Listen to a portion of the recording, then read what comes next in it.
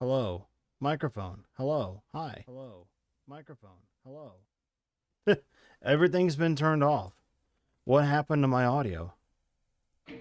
Oh, there's Doom. Let's make sure it's making noise. Let's make sure it's making noise. Yep, that's fine. Alright, that was weird. I just didn't have any audio at all. Excuse me. Alright.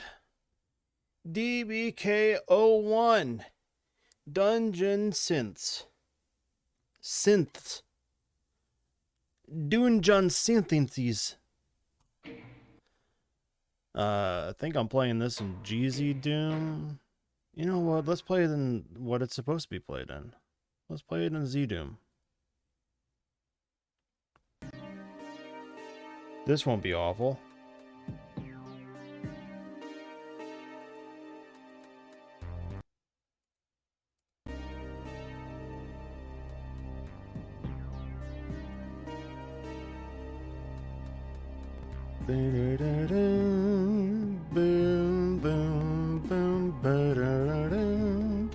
All right.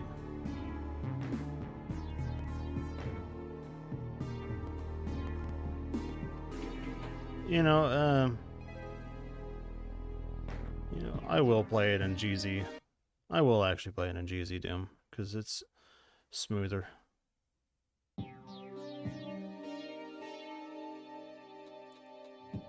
Fix the screen one more time. All right.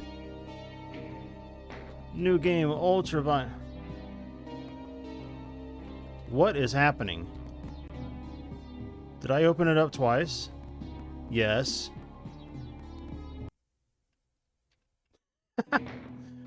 Yeah, this is going really well. Free look. Oh, okay. Free look. I thought it said on.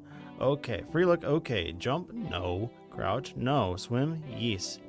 DBK for life. A nice little opening area. This is very nice. Very cozy. Keys Open Doors is the name of the map. This is by Big Old Billy. Very nice opener.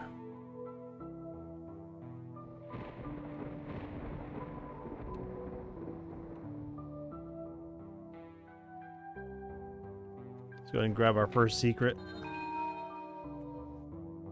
Secret little armor right there at the beginning.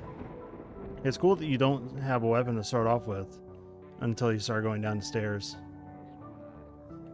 And then the music changes and that barrel doesn't explode. Okay, there it goes.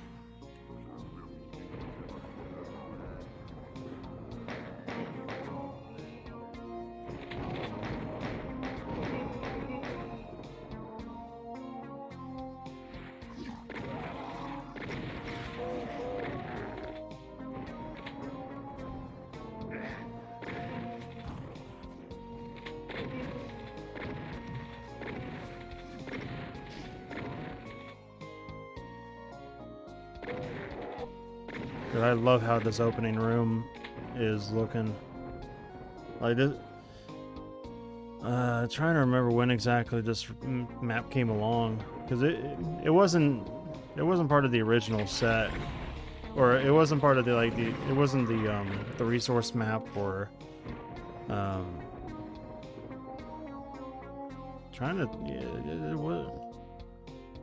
it was like halfway through halfway through building the whole set that Billy came out with this one. It's just a really, really nice opener. I like everything about this level. That nice little golden throne. Oh yeah, you saw the two scrags. What was it called? Wicked. They're wickeds in this mod, when we got it from whatever place we got it from. Some resource, probably from like, what's the name of the place? Realm 667. Yeah.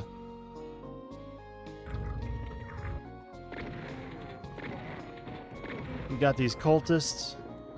Pretty neat little wreath skins. Those are the wolf SS, and chain gunner reskin is probably the coolest out of all the humans. Definitely has the coolest sounds. They sound really, the chain gunners have this distinct sounds, and they sound really dangerous. And these cultists, they make I think they make dusk noises. They're like, heretic, and all that stuff.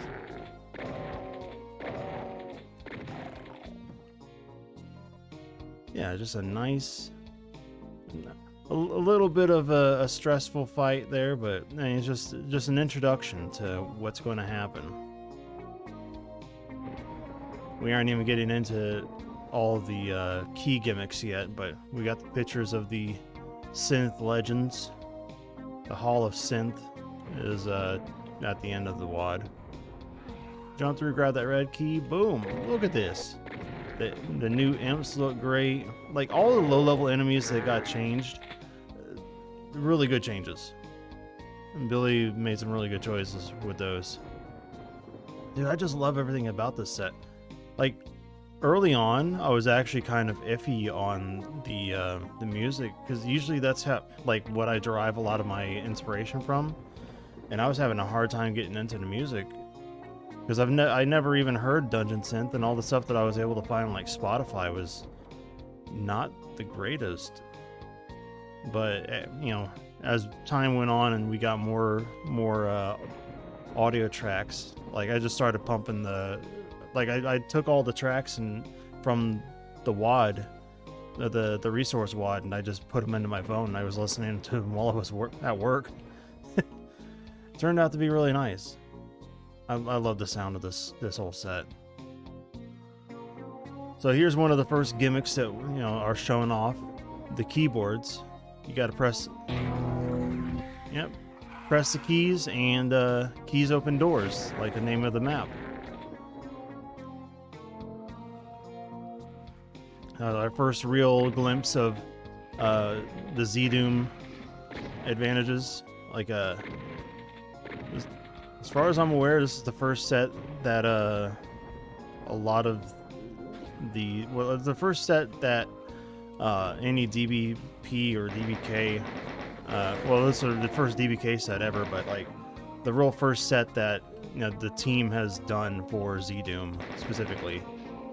Everything else has been Doom 2 format. I don't have any ammo. What did I do? I usually have more than this, but at this point.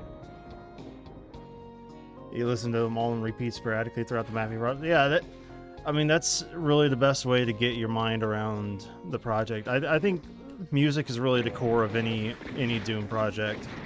It's gotta be. Because everyone knows all the original Doom tracks, and as good as they are, you don't want to be using those. Like, I think of the latest DBP, the Azure Zenith, or whatever the name is, the Cyberpunk one, and they have that one map by 40 that's like a big old meme map. Well, it's using like standard Doom track, and it's like, is this really effective? I'm getting beat up. What's going on? Hey, stop. You stop.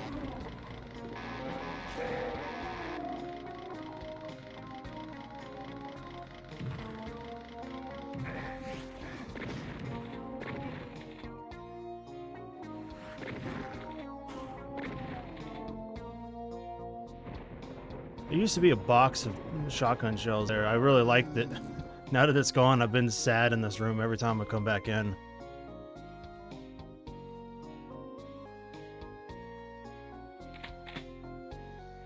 I just want a single shotty everything in sight. Now I gotta use a stinking chain gun. It's all good. remember in the early version of this map, these chain gunners were just set free, where there was like 4 of them, and they just started roaming like crazy. Oh yeah, like I was talking, so we have the swimmable water. That's one Z-Doom feature, and we got rooms over rooms, or the walkway that's up there. That's another one. This little conveyor belt system. I love this. This is it's legitimately a really, really cool thing to do. I wish I would have stolen this sooner, or I wish I would have just stolen this period, but I don't. Billy uses it in 2 of his maps, and I didn't really think of any way to implement this. Look, you just cycle around. Actually, this might be really nice for something else.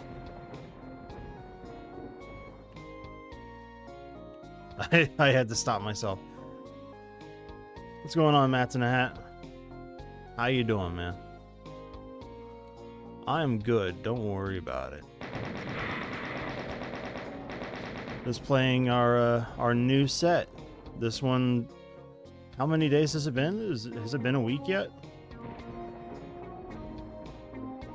Feels like it's been like a week and a half.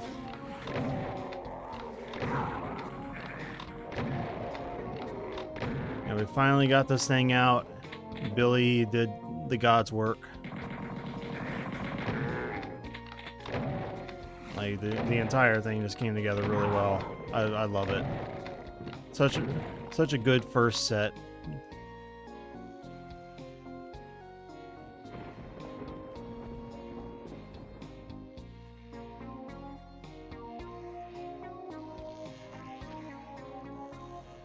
Oh, Fall of Society. Okay. I haven't played that one. I'm going to have to go back and hit that one up one day. I keep seeing it referenced.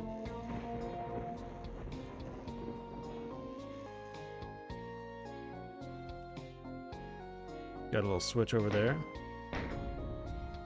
Is it slightly off center? Nah, not really. Alright, there's one secret.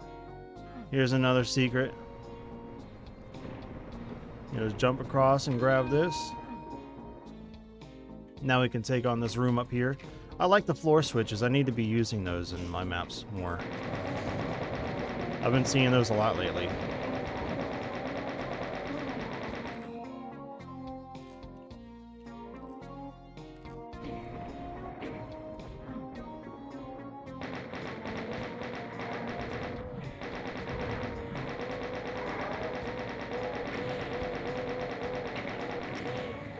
I didn't think you were going to... I thought you were going to... Whoa, whoa, whoa, whoa, whoa, whoa, whoa, whoa. Wild skeleton. I thought he was going to run up and punch me. I didn't think he was going to shoot a rocket that close range. Oh, yeah, there's another... I always forget this one secret up at the beginning. I gotta go back and grab it real quick. We're doing 100%, boy. It's right in here. Ow. Secret rocket launcher with a bunch of goodies. We out of there.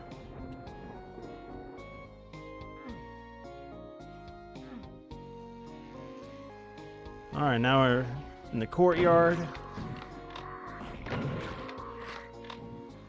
This is a nice fight. It just lets you get acquainted with the wizard, or the... Well, I always call them wizards because they're... that's what they're marked in the Quake. That's their file name in the Quake pack file.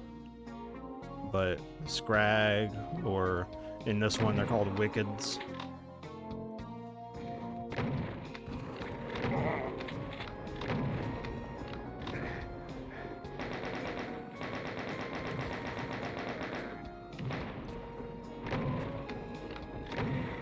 Hello, Cup.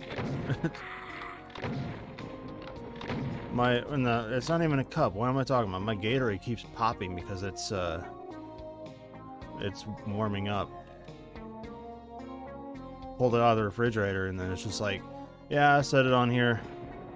Set it on the desk. Drink a little bit of it, then refill it with Red Bull. That's been my favorite drink in the past like couple of weeks. I've been like spiking my Gatorades with Red Bull. I don't know if it's fair to call it spiking, but I don't really like drinking alcohol, so it's not the same. Hello, Scrags. Hello.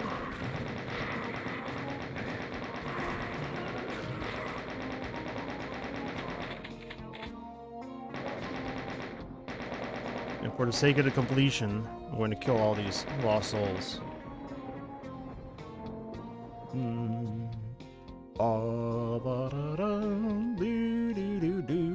Ha ha, doo doo doo. Watch these guys get flung out of this portal. God, I don't know why Glenn gave me so much shit for using the fling, but he didn't say anything to Bill about this. I think it's because Bill doesn't ask permission. He just does it. What's going on? Peccatum Mizamiz? Mizamiz? This set is called Dungeon Synths. So, it's like... what would you call it? It's like medieval, but with a slapping of technology and crazy electro, like, I don't know, retro future? I don't know how you would exactly explain it, but it's like, yeah, it's where medieval meets high tech. So this is a set of 10 maps. Playing through regular Doom 2 again to get the feel for it before doodling around with map making. Oh yeah, yeah, I hope you enjoy Doom 2. There's a lot of good lessons from it. A lot of really good lessons. Once you're done with that, you should definitely check out Sigil. John Romero made that. Wow, it's been 2 years since Sigil came out. Basically, for the 25th anniversary of Doom, he made a new episode, and it's pretty hardcore. All right, this is the end of this map. I think 139 out of 139, 4 secrets. We out of there. Keys open doors. By le biggest Bill man.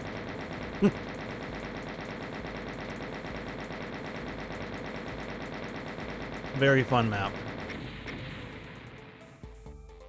Alright, now we're heading into map 2. My map, by the way, it's not the best, but it's exactly where I wanted it to land in the set. Hey, thanks for the follow, Peccatum. Somber Song Sewers.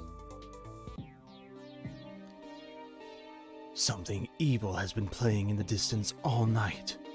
There must be some way to find it.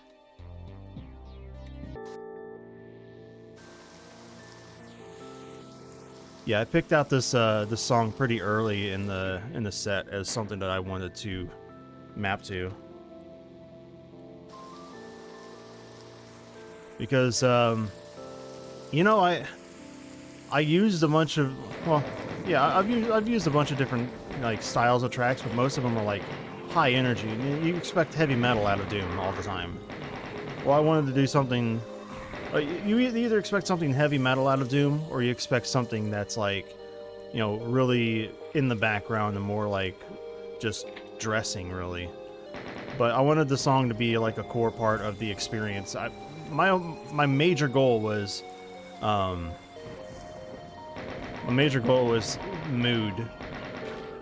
mood and like light gameplay. Is this Boom? No, this is in Z Doom, or I'm playing in GZ Doom. This whole set is a Z Doom set, so unfortunately, we don't get to play it in, you know, the more accurate source ports. But I mean, it's for a reason. We wanted to take advantage of some of the features that the Z Doom offers. Like, I did this little reflection pool here. That's pretty cool. I always liked how it looked on this this walkway, and it's really subtle. I don't know if anyone's actually spotted it. I just wanted it to be. again, it's the entire idea of like setting a mood. This little hallway, the dark, you know, the hallway's getting darker as you go in, and see all these scrolling lights on the sides.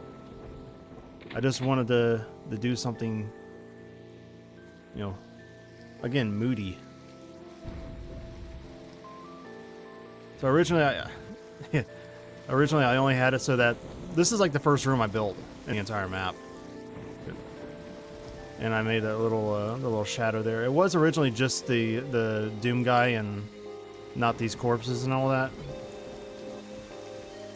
But yeah, this was like this was like where I decided mood was most important. The lightning strike just kind of lights it up. It's cool. This came along later, but it was an idea from Glenn. He was telling me that, you know, secrets should be a little bit harder to find.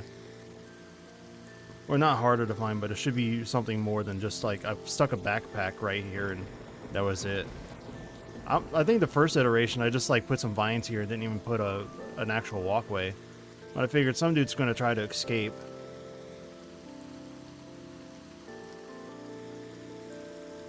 There should be a fog. Maybe Billy took it out. I don't know.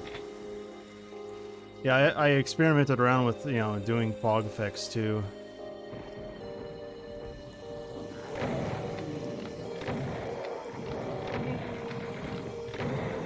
Once you get into the cell, you know, this room opens up, this little security room. So you come back here and fight to get the key access. It's like a combination sewer and prison. I don't know what. Nice little computer. You can just walk up and grab the key. And grab this armor real quick. So, all this center cell that's going to be one of the final fights. Yeah, I mean this idea just the first map I've made in Z-Doom, so I'm just like trying to take advantage of as many like little features as I can. Heading into the Bill did some updating on this room. I like the changes that he made. I also like. I'm okay with him changing the skeleton, or I keep calling them skeletons, the revenants. At least that one, changing it to a non-ambush, while the second one is an ambusher. Yeah, he added these little teleport lines, or little teleport doodles here. Oh, cool. I didn't notice this one before. He put that little metal texture up there. I built this whole thing. This was fun to make. I don't think he changed... Yeah, I don't think he changed anything on it. That's nice. Yeah, this ominous pillar here in the center of the room. It's like, why is that there? Press the button. Oh, that's why. It's a mancubus.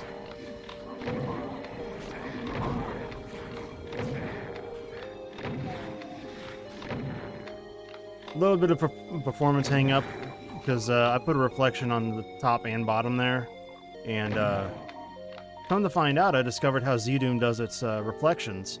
It literally builds the entire room underneath then just yeah, that, so it's not like a reflections, like some kind of filter. It's literally, it built out the entire room underneath of it, and is just drawing it back. So when you do a double, it's building all the, yeah, so when you look at the reflections, it gets a little crazy. Hey, what's going on, Francis? Yeah, this is my map.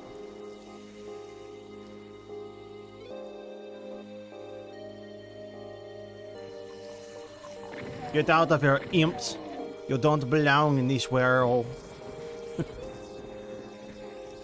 Let me grab this shotgun too. Alright. Heading out to the courtyard fight. Not a whole lot changed out here. Billy added some like a little detailing.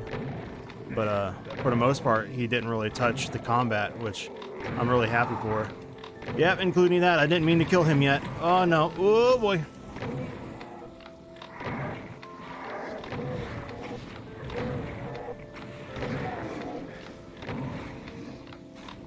Yeah, he had an extra window right here, but he kept, you know, he did the same thing with the light source. Actually, that light source is going the wrong direction. I didn't notice that until now. Because if you're going to do the shadowing, and everything's coming off of that center platform. Yeah, if the lighting's going to be coming from this direction, you see how it's facing the right direction on this light. Oh, that's what he did. I had two over here. He moved one over on this side. That's why it's still facing. All right. Yeah, so that light should be actually going this way, to the left. I'll bring it up to him. Maybe we can get that fixed for RC2. Yeah, these little rooms. All these little rooms were me, one, playing around with trying the destructible wall feature. Or the script that we were running with. Billy did this nice little tutorial on how to do a breakable wall. And I just sidetracked it all together. I mean, I did breakable walls, but I tied them to monster deaths instead. So that first chain gunner, this guy right here, when you kill him, these walls all explode. You know, and they reveal these rooms that have goodies and more monsters inside. And then once you kill the Baron that comes out of here, that drops. Originally, it spawned a third wave of Scrags and a Pain Elemental, and once you kill the Pain Elemental, this wall drops down. But he took that stage out of it and just left it with two, you know. It's probably for the better. It might have been a little bit too much. I wish the fog worked the way that it does in Z-Doom. See, in GZ-Doom, it adds the white fog to this. In regular Z-Doom, it makes the fog red. So I don't understand how software rendering gets it right and how the GL rendering doesn't. That's something to figure out for the next map. If I mess around with any more fog. DBP1 through 37 continuous co-op stream? I don't know about that. I don't know about that, buddy. I'm uploading videos on my YouTube channel for playthroughs. I'm going to have to go back and do like actual 100% ones. I'm playing through 37 right now. Alright, drop down here. This is the fun room.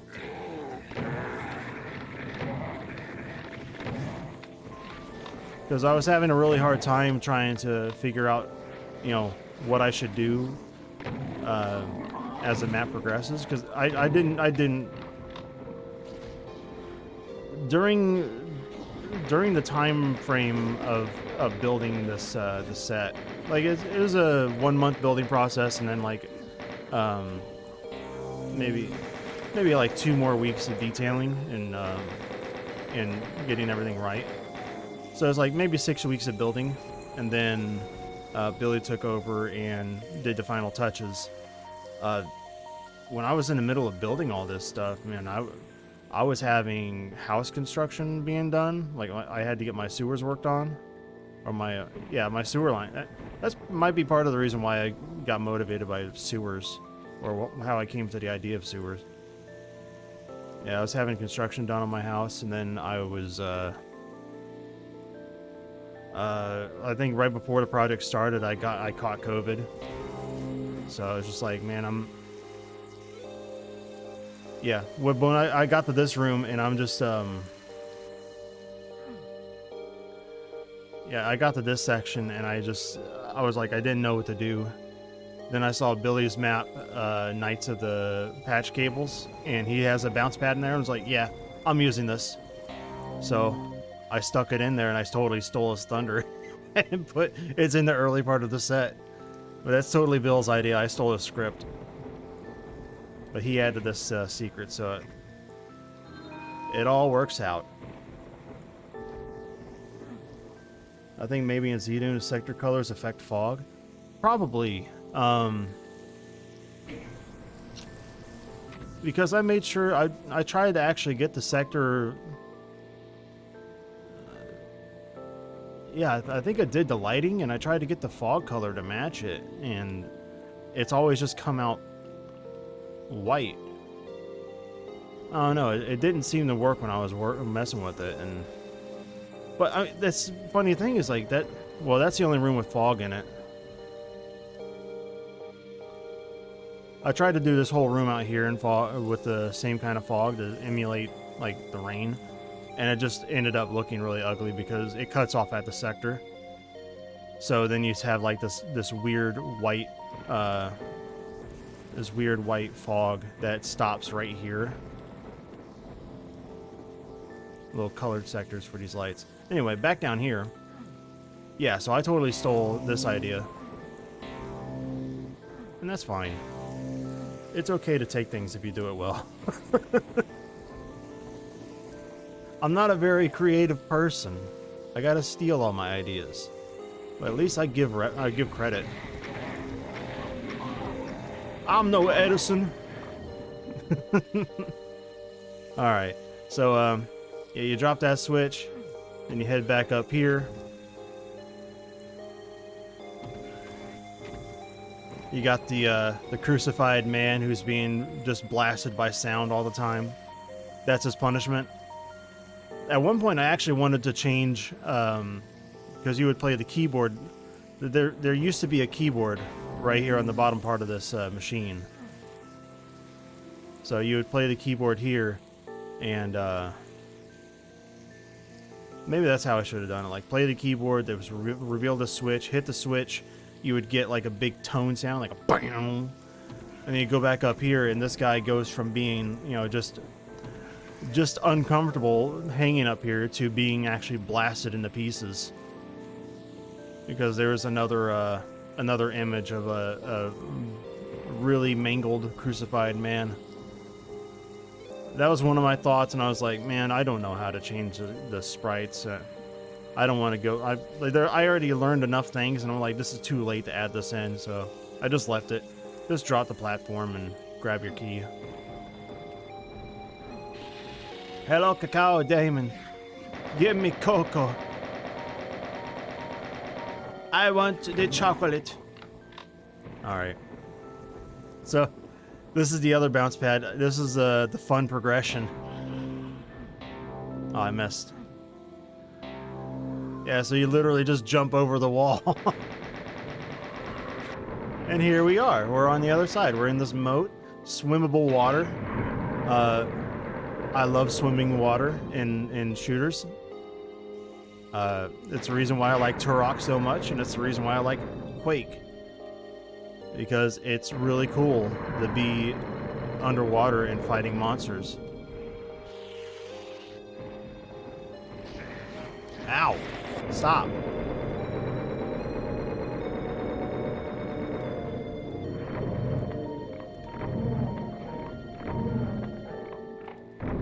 Like, probably my favorite parts of like Duke Nukem are the underwater sections. Because I'm just a sucker for underwater segments.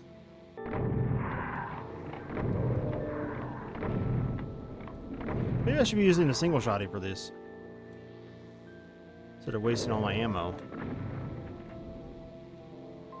Alright, get some rockets. There's a secret. You come over here, hit this switch. This wall comes down. You just jump up and grab a plasma gun. Huh? Cool. Hmm.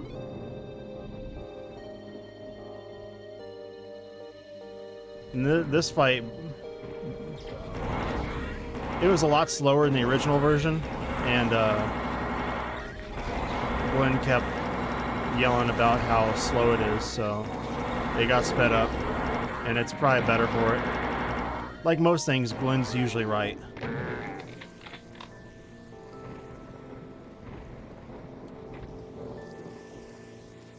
So when you grab that key, the original version you're supposed to drop down below, but I guess we introduced a game-breaking bug where you couldn't get out So instead, the alternative is and once you grab the key, the bars open up and you're able to leave the room.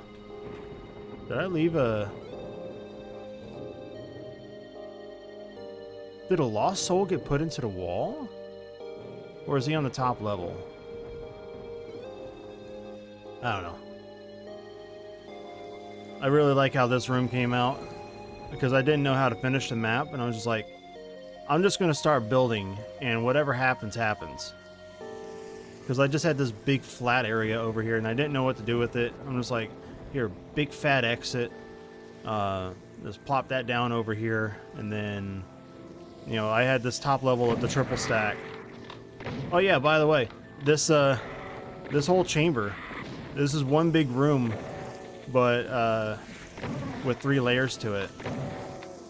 Because that was something important to me, to do rooms over rooms. So you have this, yeah, you start on the bottom, you can kill the monsters, the you know, all the cacodemons and the lost souls down here. And then you have the center area with this fight, and then you have the top level with a couple of cacodemons and a Hell Knight.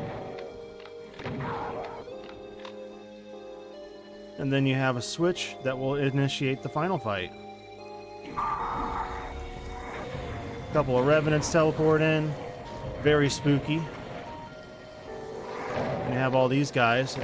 There's another. I thought I killed 2 of you. I thought I killed 3 of you.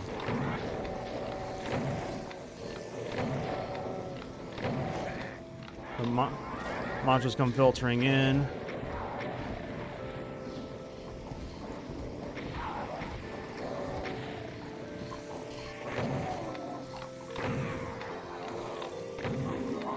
You didn't get to see it, but these mancubus jump through the ceiling and drop down. I thought it was really cool. I got complaints from Glenn. And I was like, no, I'm not changing that. I'm leaving that in because I like the idea of the mancubus jumping down from... Like, it's like shades of Doom Eternal. Like, these enemies show up, they come from actual places. They don't just teleport in. I like the idea of monsters moving.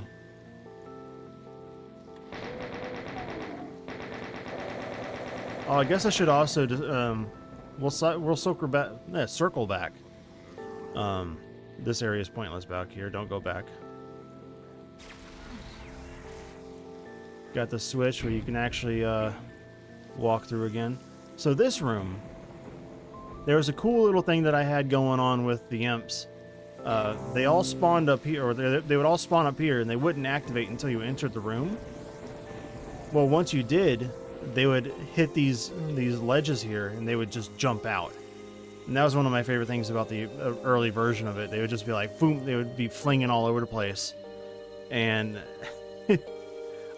I really thought that idea of the monsters like moving around and, you know, doing some wacky stuff would be interesting. I think the final version, I don't know if they move in the final version, but yeah, a couple of imps end up over here, just a couple over there. The others stay up on top of that platform. It works basically the same way. So yeah, that's one thing that I want to try to do more often, is get monsters moving. And alright, well, that's the end. Stream's over, see you later! We're gonna keep going. Yeah, I hope you guys enjoyed that map. Go play it for yourself.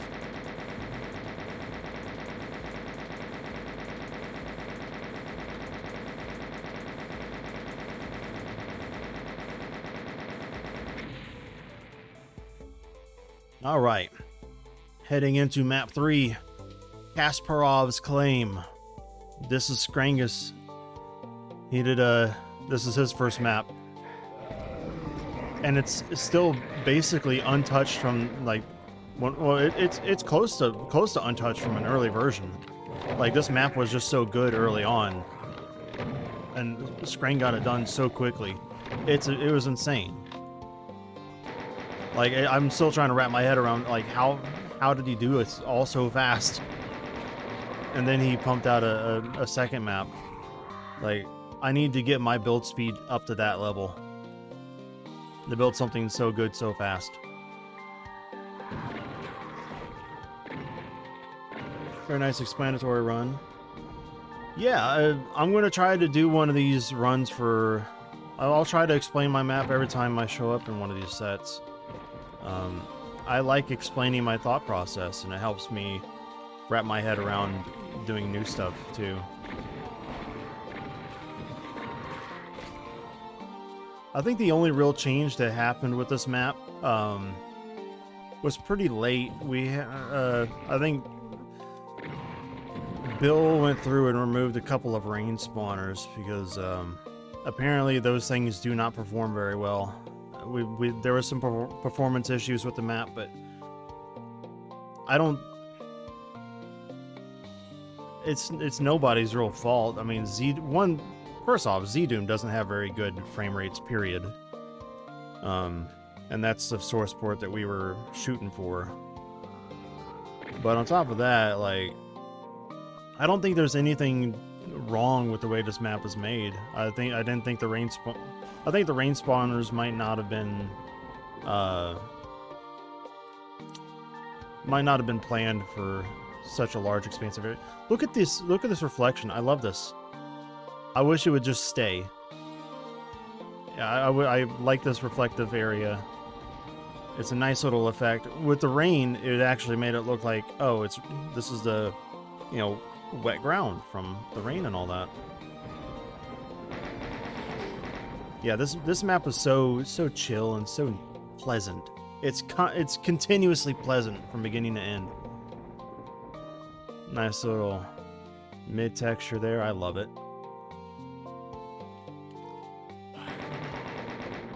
This map also has very good usage of flying monsters. Oh, and check out this. Hold on. Let me kill these guys and get them out of the way before we talk about this thing. Neat little courtyard, or like a little pin area. It's a kitty playpen. Get out of here. Nice Doom texture there, or not, that's a Quake texture that's been modified. I never noticed the keyboard up in the center of the sun. It has a texture from Quake, but it's been modified with a keyboard. That's sick. I wish I had noticed that sooner. Anyway, check out this lighting effect. I guess this is a GZ Doom feature. Like, yeah, all these glows on the wall, and this thing moves. Oh, that's sick. It looks so cool.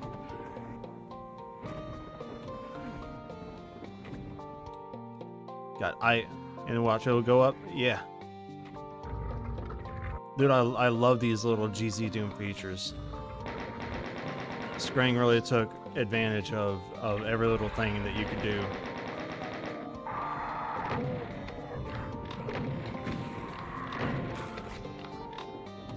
Here's one of the secrets I almost always forget to go get. Oh, never mind. We're gonna have to come back to that in a minute. Circle back, way back. Oh my god, fell down. Oh crap.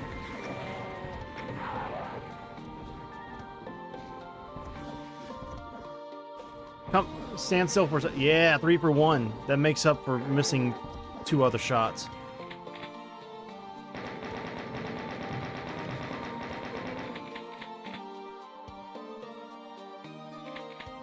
This is my favorite little arch file of the entire WAD because he's just lonely in here by himself.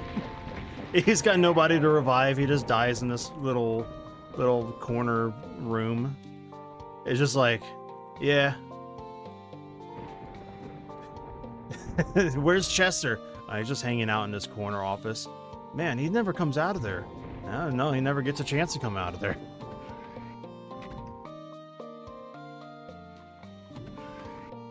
Actually, if anyone were to be named Chester, it'd be the chain gunner, because he'd be big, thick boy with armor. He looks like a Chester. Anyway, this is a secret chainsaw. That's cool.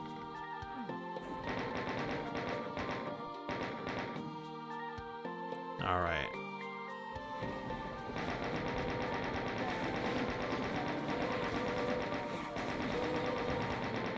Now, if you're playing this map on Z-Doom, this is where you're going to start experiencing some frame rate issues.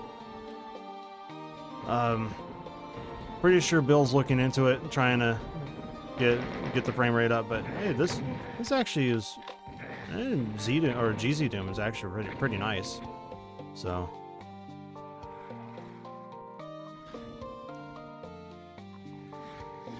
maybe we should just focus GZ Doom. You know, make that the intended source port, because frame rates are perfectly fine out here. OpenGL is a very powerful rendering system. I know it's just you know, to not be tempted by all of the features we could be doing, but like, man, I think if we limit what we do, or are tasteful about how we use features, I think it's totally fine. I know it's something that I've tested for in my map.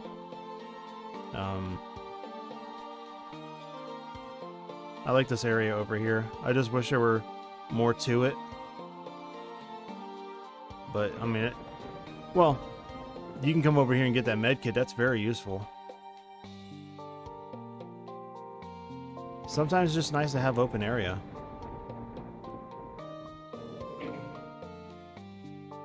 I like that the staircase teleports in. Or no, those are the items. Those are the shotgun shells teleporting in. But it makes it look like the entire stair system teleports in. It's cool.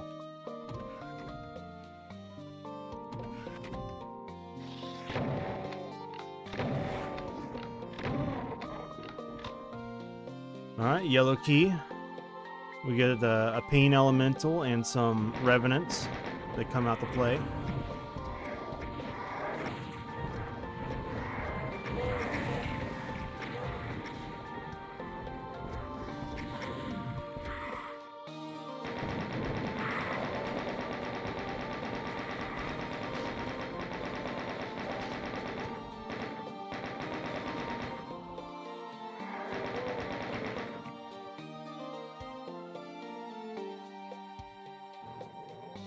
Hello?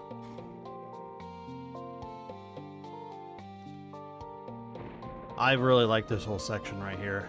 These floating blocks. Oh, he fell down. Yeah, the floating blocks in the trees, these are really fun to mess with. Like just walking through here is like, man, it feels so cool to do this in Doom.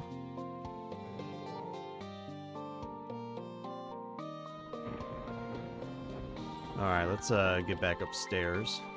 Grab that stim pack. Top up on some health with the water potions. Magic missile. Water potion. Oh, there's a cacodemon. I'll come back. Alright, now that we're up here... Who's mad over here? Who cares? We go through this yellow door, and then around the corner.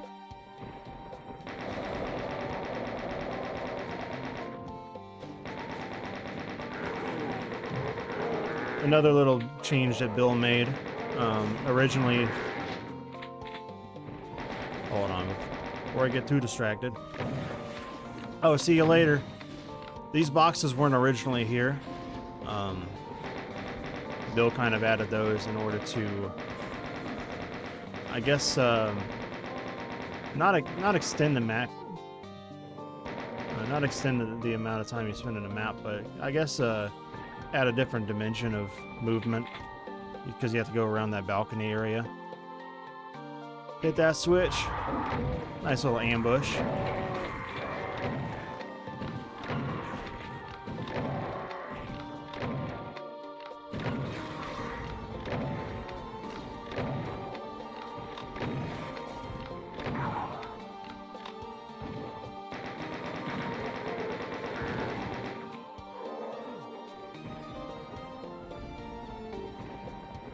Kind of a short-lived little castle section here, but again, it's very, very nice to run through this area. That's something I need to keep, pay attention to. Is like, you can make something nice and have it be short-lived, and it's totally fine in Doom. I tend to think, I get stuck in this idea is like, oh, if I'm going to spend a lot of time, or if I'm going to make a highly detailed area, or make an area that's like a focal point, I want to spend a lot of time building it and keeping players inside of that area. No, you can totally just make an indoor section and then have the players like kind of just go in and out. Because I think with this map, the most important part was the courtyard, like the large outdoor areas. I don't know, maybe Scrank can give us some insights on what he wanted to do. I don't know if he's still hanging out.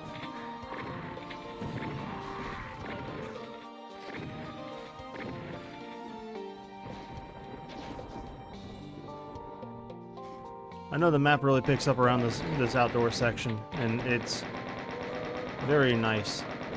Like I said, this map is pleasant. The music really sets a nice little mood, and it's a nice adventure. You just kind of go all around it. There's not really a whole lot of wasted space. Also, don't worry about that. We're just going to cut the video right there, and don't say anything. Don't laugh at me for missing that jump. Oh. All right, take two. Yeah, you can jump on this chain and walk across, and that is a very nice secret plasma. Originally a BFG, then turned into a backpack, and now it's a plasma gun. Like I said, very little changes to this map. That section was always cool. I don't even know, excuse me, I don't even know how it was done. I don't know how you get it to animate like that. That's sick. I love that falling section. It makes the map seem much more fluid and real. Oh my god! I've never seen the Archvile do that. He took the elevator down. What are you doing, you maniac?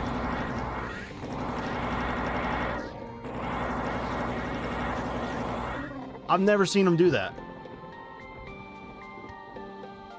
Oh, happy birthday, Matt.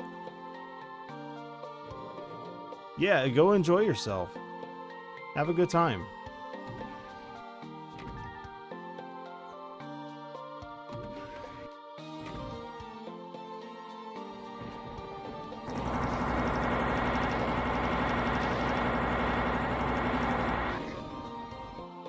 Yeah, I've never seen that Archvile do that before.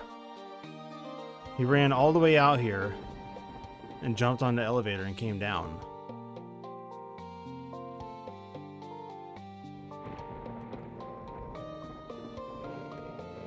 Missing a secret. Which one did I forget?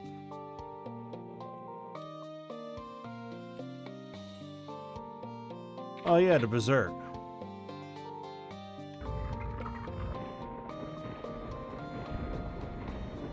So you just leap on this brick and jump on down. You have to actually grab the Berserk or it doesn't count. But Scrank put a very fast lift here, so you're not wasting too much time on attempting it over and over again. Nice touch. Very nice touch.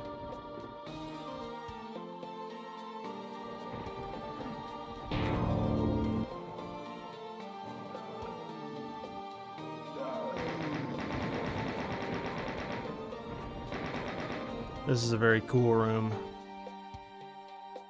with the darkness and the colored lights. It almost looks like it may have been an older version, but it almost looks like it's grayscale when you go to walk in.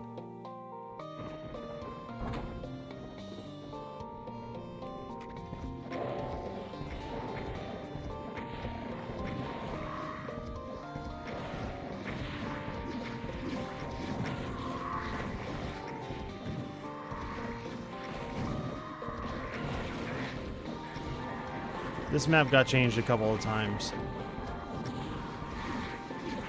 Like at first it was this really crazy cyber demon fight.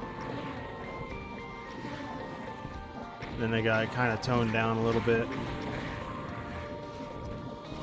Early on, the cyber demon was kind of broken. For some reason, he wasn't activating. So I think that's what might have prompted the first removal.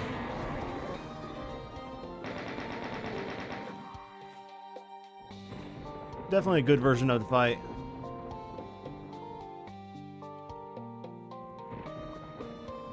Were these changed? I'm wondering if this texture was modified, because I remember early on it was a mid-text over the bricks.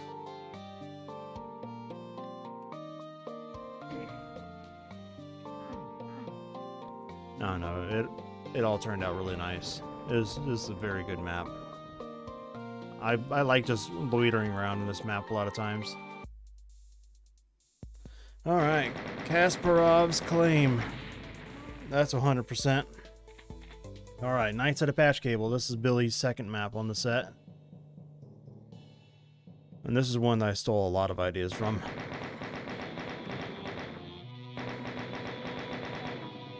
As you can see, this one's just dripping with Z-Doom features. From,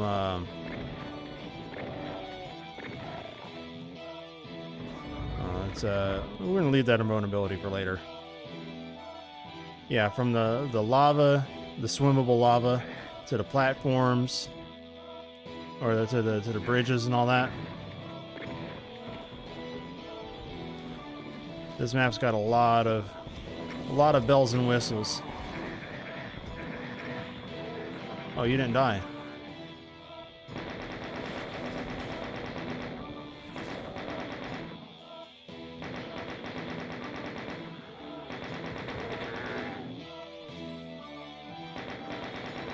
I think it might be the first map with an actual breakable wall, too.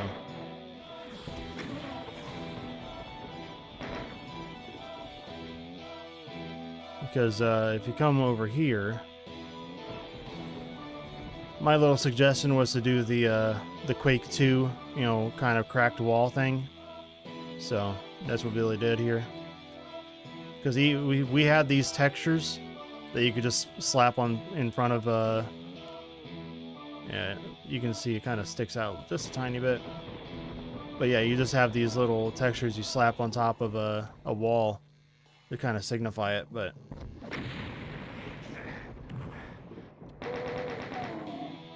I'm glad the build did a tutorial on how to do this properly.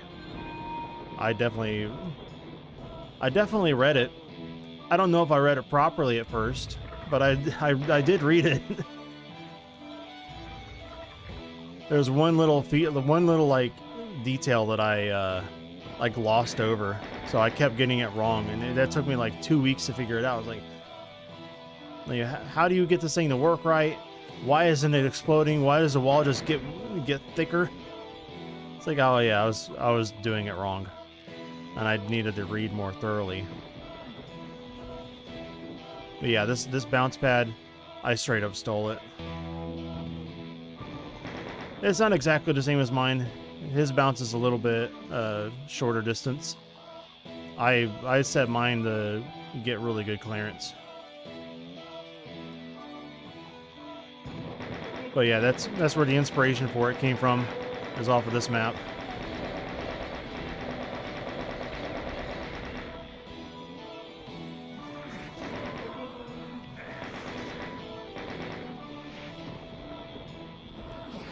Let's go ahead and hit this secret right here. You gotta strafe jump into this in order to get these platforms to lift up. Get yourself a plasma gun. Oh no!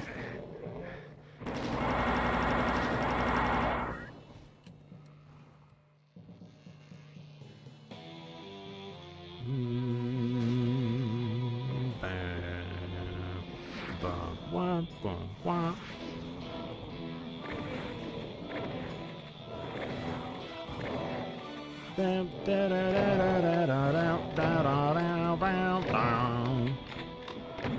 the soundtrack for this whole WAD is perfect. It's good. God, Billy selected some really good music.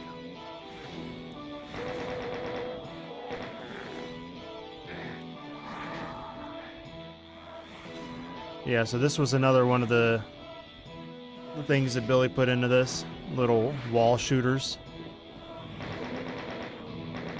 I don't know if that's Z-Doom specifically, but it's a good effect. Well, it's not just an effect, it's a real Mancubus fireball. It will destroy you if you get hit by it. And there's a whole hallway of them over here.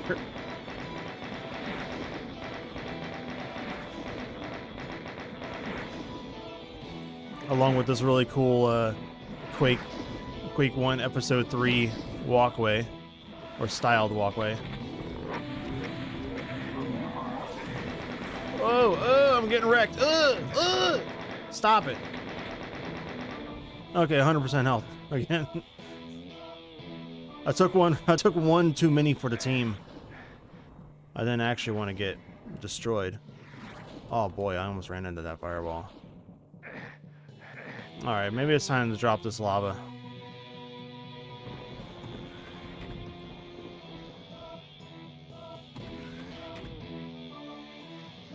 Alright, so we go upstairs, head down this hallway.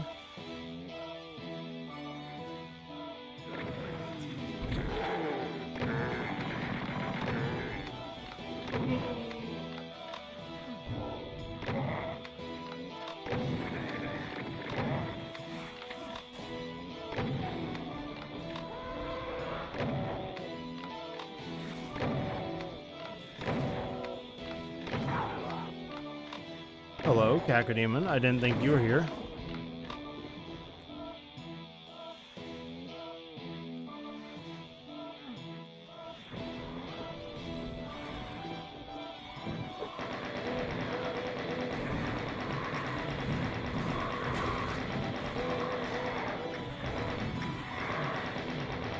Whoa. When were there four of you guys?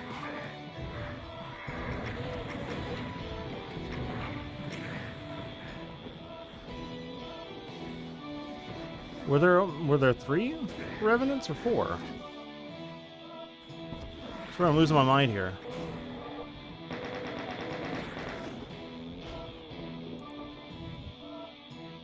Alright, once you grab the key to lava drops.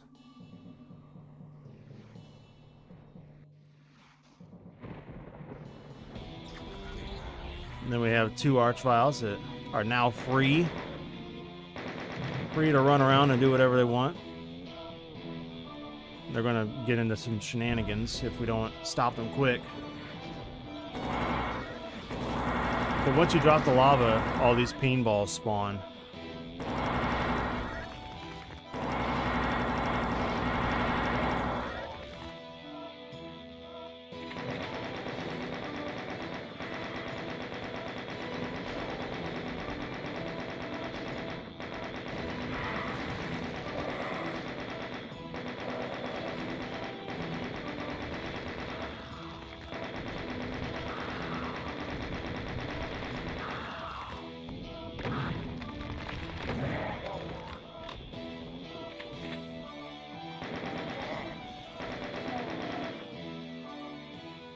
Yeah, those vials, they do something different almost every time I play this map.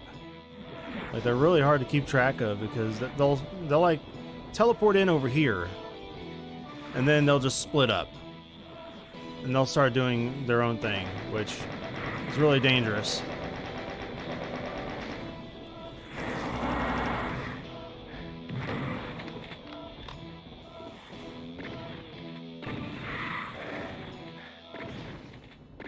Just want to destroy all these paintballs before I move on. Oh yeah, another secret over here. Some of the remaining lava has a blue armor.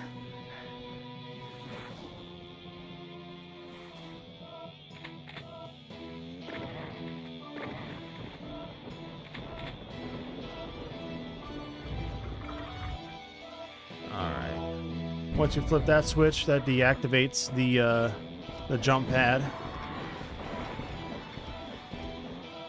You shouldn't really need to go up there anymore, but there's an alternate path up there. So it's not that important if you want to go back up.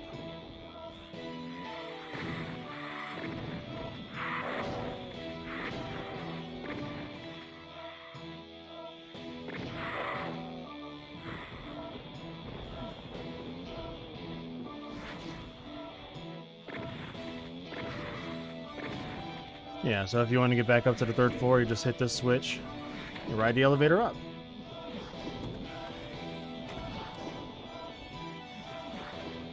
Alright, now we are going to try to do this part really quickly. I'm going to grab this invulnerability, run back around, go through that yellow key door, because things get pretty crazy.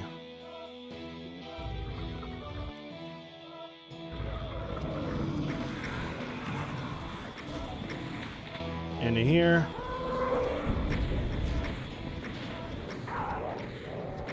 Originally, in the first version of this map, Billy had this hallway filled up with barons and not Hell Knights. I remember when he showed it to us, I'm like, yeah, that's cool, but like, why are there a bunch of barons in a map called Knights of the Patch Cable?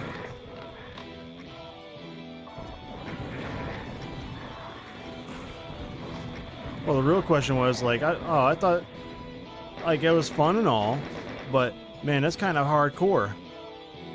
It's a big jump in challenge compared to the rest of the map.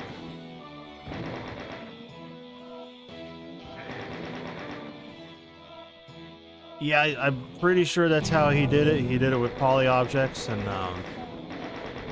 animated them left and right.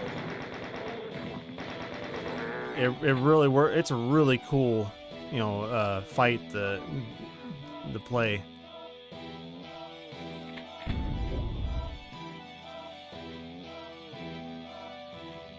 Then he has this animated transparent texture over the top of those tech pieces. Yeah, I mean it's just a really crazy, really good idea. I love how that worked out. Billy's a mad scientist. He can come up with some crazy stuff. Yeah, and then you drop the red key. The red key is actually removed from your inventory and placed on the keyboard. That's one of the neat little details of a lot of the maps. Like when you use a keyboard, the key is actually taken away from you. One last jump pad.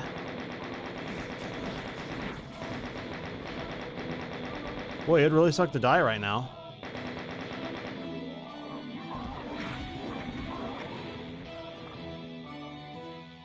I need to go back to the map and get some... Oh, there's some health here.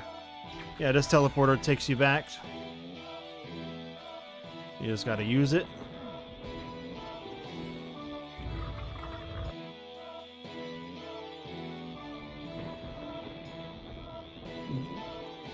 Yeah, big old Billy, he's a mad scientist.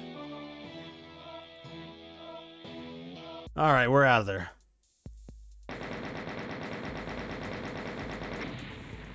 I don't even know how to pronounce the name. Fujui. I was watching you the other day, buddy. Thanks for the follow, man. That was 6 minutes ago. I was too busy blabbering.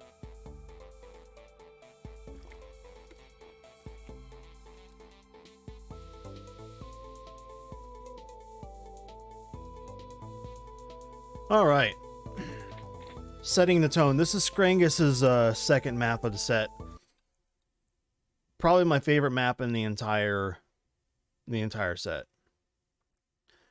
Where did the music go?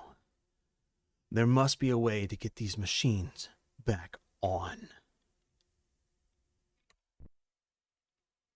This map has, yeah, I mean, difficulty-wise, it's just right. But gimmick-wise, it's next level. So you start off in this nice little hallway. There's no sound.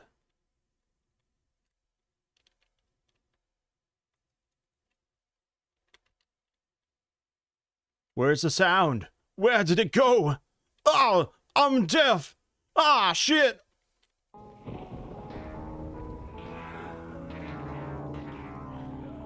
Nah, you gotta play the sound back into the world.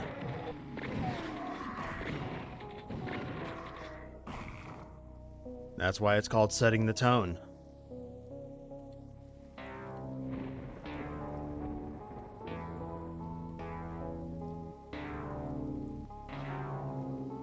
I don't know how I played two at the same time.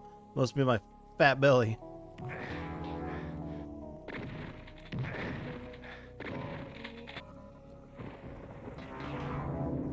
Yeah, so these keyboards were real foundational to the entire set. It's like making sure you fit in the key aesthetic, or the just, you know, putting some kind of keyboard feature in there. And then Skrangus came up with these light up keys. We watched a clip from Big, and that's where a lot of this concept came from.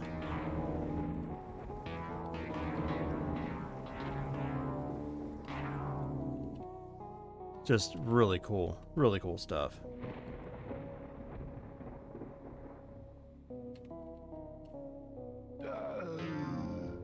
And then monsters can activate it too.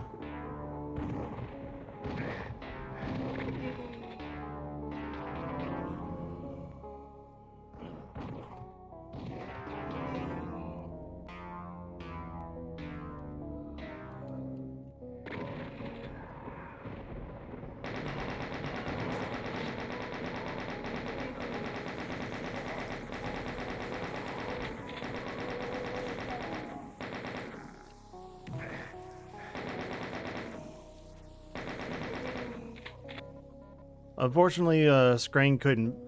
I mean, he built like 90% of the map, and then he dropped it into Discord. He wasn't sure if he was going to be able to finish it in time.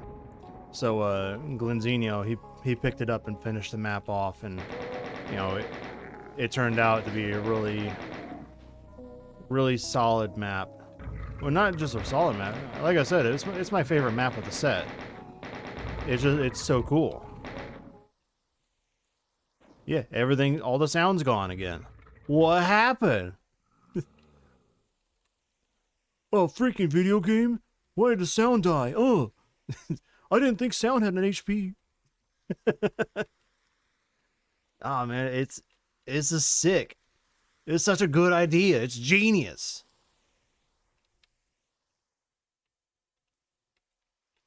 You don't know where the ambushes are coming from. Like, you can leave and go into the sound world, but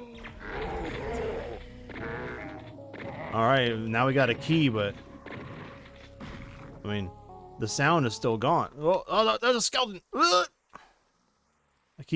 I always call them skeletons. They're revenants.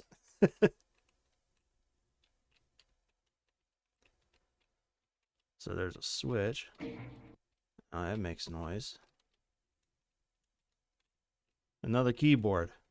I think the sound will come back if we press on it. Another revenant, couple of demons. But we got the sound back.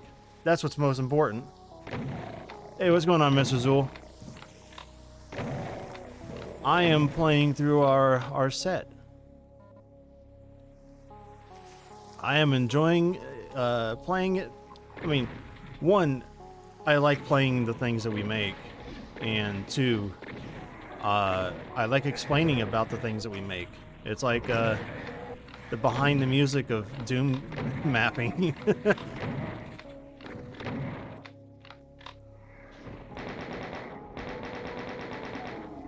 I have so much appreciation. Yeah, I'm shilling my own wads. I'm a dirty shill. You have to come to my Twitch channel to watch my gameplay of things that I worked on. No, man, if you don't make them for yourself, who are you making them for? You just gotta hope everyone else enjoys it too.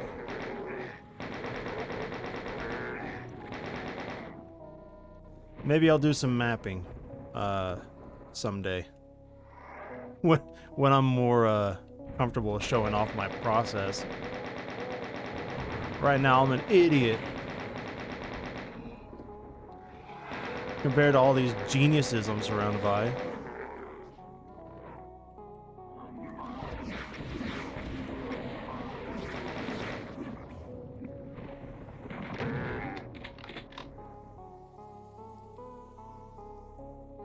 Another little secret wall here. Patow! Takes us to a nice little secret area here. I think it's the one secret on the entire map.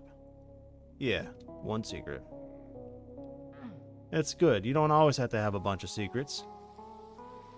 You don't have to go full Joe Ilya and put 21 secrets in the map. God. What was he thinking?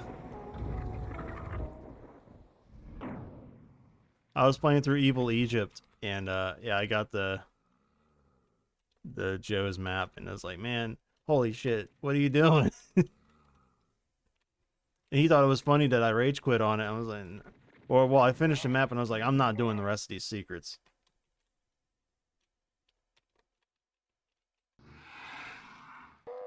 So this is one of the areas that Glenn worked on. He yeah, he added in this last area and followed the formula, and it actually worked out really great because then you get like a mixture of you do get a mixture of sound and of the silence. So it's like, you know, you only get to hear the really dangerous part. You get the revenants from the other room, and I don't know if you can hear their missiles. Nah, they do make some noise. But the Mancubus and the Arachnotrons, that's sadistic. Glenn's kind of a dick for that. But he thinks it's great. And it probably is. Once you grab this key, the real joy of an archvile that dodges everything. Stop. Okay.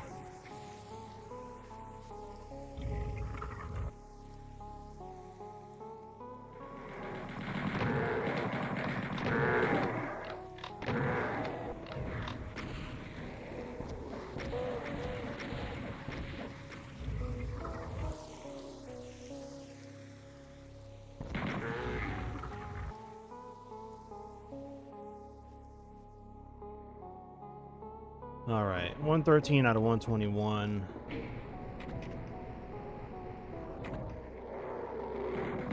Bunch of chain gunners. Ah! Yeah, a bunch of chain gunners up here at the exit. I think this is the section that Billy added in towards the end of... Yeah. This whole map is really moody. It sets a good tone. Alright, 121 out of 121, 101 secrets. We are out of here. Dun dun dun dun dun dun dun dun dun dun dun dun dun.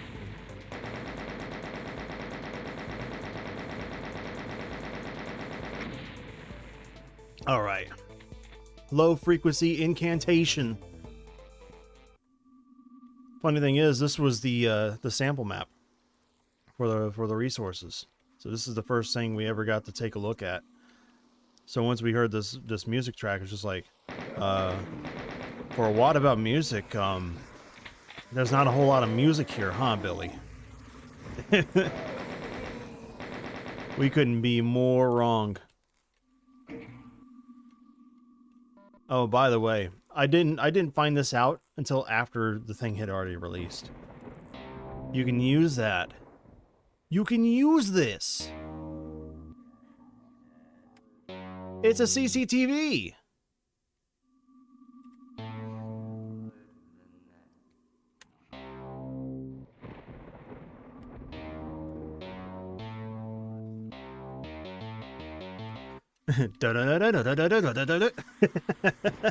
That's so cool. I never knew you could do that in Z-Doom. Oh my god, that's sick. Anyway. and then the change music to get the soundtrack going. Yeah, I fell in love with the concept from the second you dropped it into in on this main part of the map. Because the song is sick, and I thought all the songs were going to sound like this, but then they were different. But I still found a track that was actually like that I identified with, I guess, is a way to describe it. Yeah, I was just staring at this thinking, oh my god, I don't know anything about Z-Doom. How am I going to do any of this shit? I still don't know anything about Z-Doom at the end of it. But it's going to be our core set from the foreseeable future. So I'm going to have to get used to some more of it.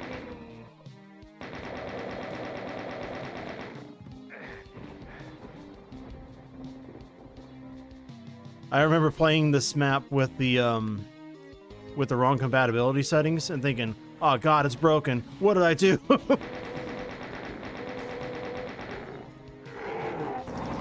What am I getting involved in? Because here, I'll show you where I got stuck. So there's this paintball underneath this paintball and these barrels that were underneath this walkway. So I came up here and was like, all right, time to grab this backpack. Then I was like stuck here. I'm like, oh shit, what happened?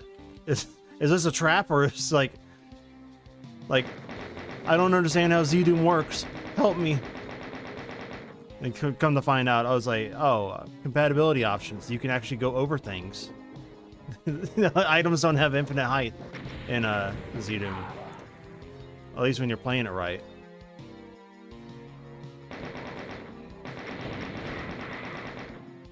Yeah, because I was doing all of my recording stuff for YouTube on GZ Doom, but I just said I had it set to strict compatibility so that I wasn't cheating.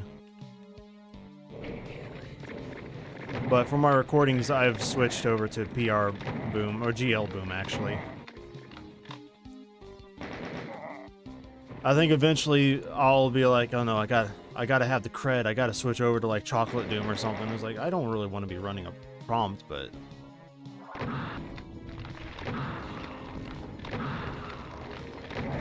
excuse me, I killed him already.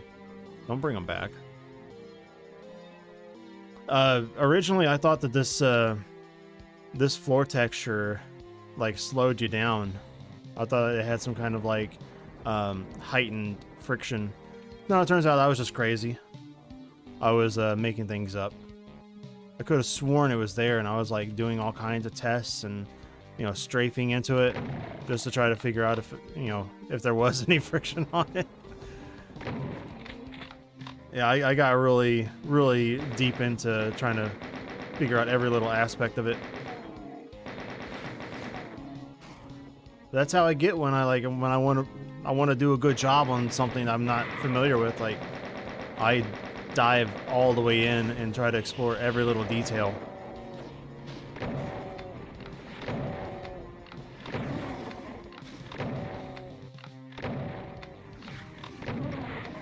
Only thing I could do is just try a little bit better for my next map, or do a little bit better. I tried as hard as I could. I feel like I did something that was pretty decent. Like I got some praise, which is nice to get. Stream started buffering and didn't think to reload.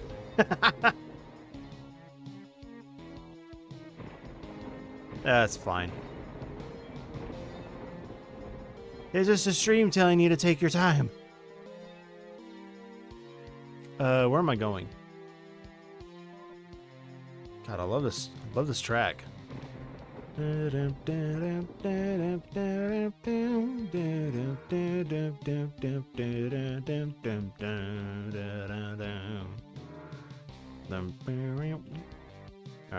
I don't have a swim down button set, and I'm not going to bother doing that. I'm just going to fall. I have a swim up button set. So I don't know how I don't have the other one, but we're leaving it. That's actually pretty dangerous. Having the invincibility with... And not invisibility, not invince.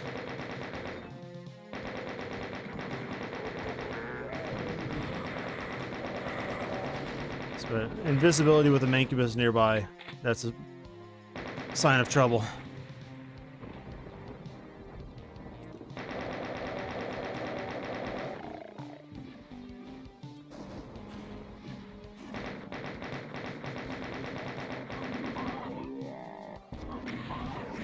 Ow.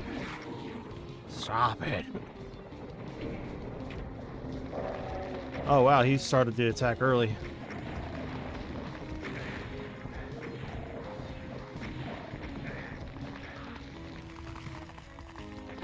Cool.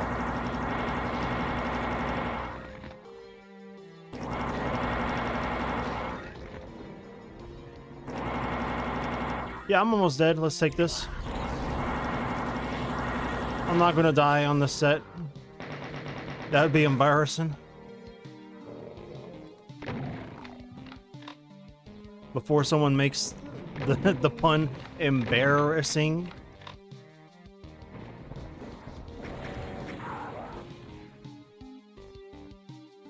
Alright, we need a red key for this.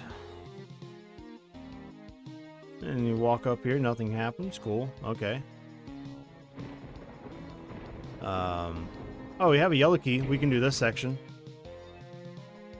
Yeah, this is where I was just like, yeah, I'm all about this set. Like, I like the music already. I was like, okay, I can start grooving with this music. But the second that the breakable wall showed up, in the water, I better get out of here.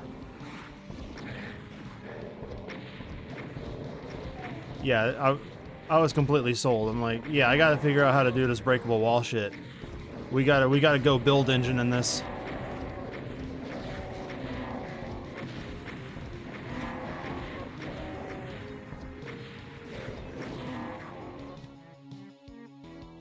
I don't know who these people are, but they make some groovy music.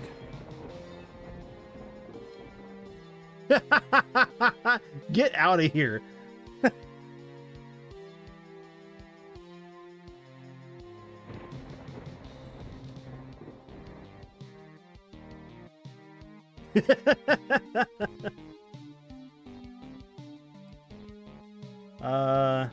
Let's see. What do I...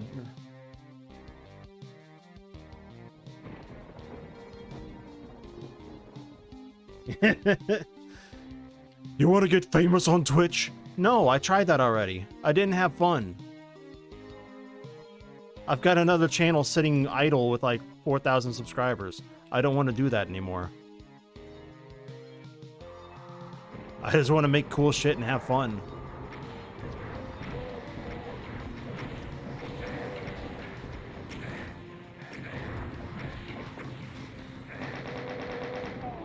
Oh, no. Oh yeah, I know how to use... I know how to use ban. I just didn't feel like typing it in.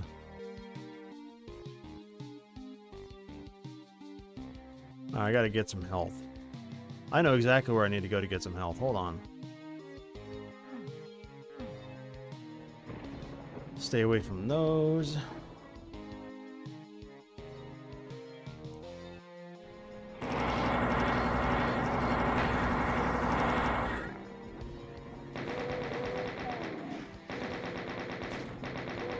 So here's a subtle little secret that, well, let me put this key down real quick. Bow. Blue bars have lowered. We're going up here.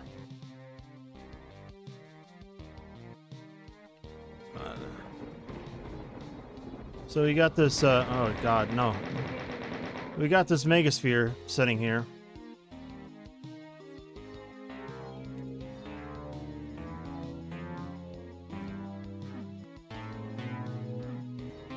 So we got a keyboard we can play. Well, there's some kind of code. Let me show you. Let me show you.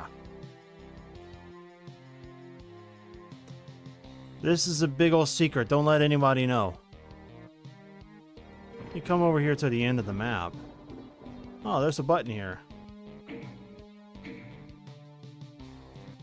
Huh.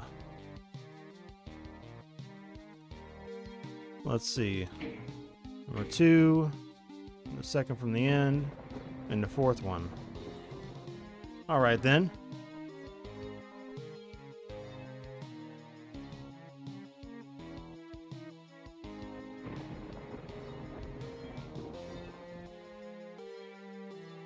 Are those the actual notes? I don't know the notes.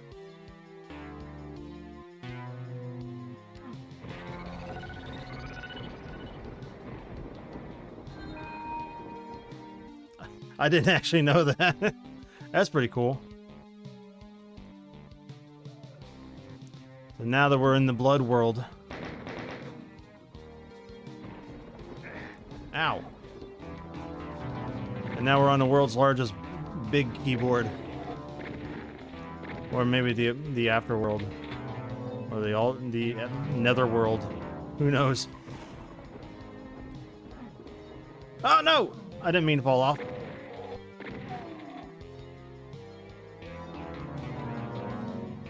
And all these keys light up. That's so cool. And now that the red key is dropping, we can go back. Try to get that. Oh yeah, pain elementals.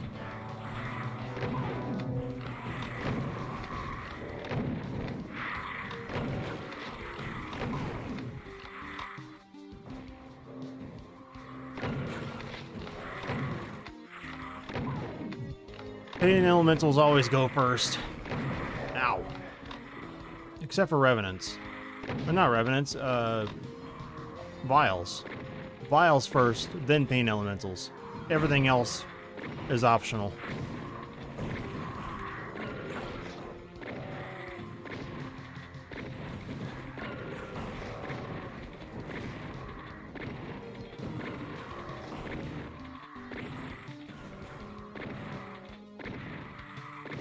I like when the bodies hit the ground, or hit the keys, they also play the notes. Hey!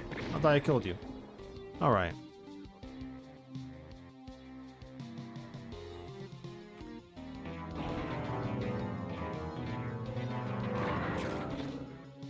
We out of here. Drop in through the Revenant portal. That's a fun little bit. I didn't even point that out. Yeah, the Revenant's dropping down through the portal. I had to take that. That's another thing that I used for my map, is having the Mancubus drop through the ceiling. Alright, time to hit the switch.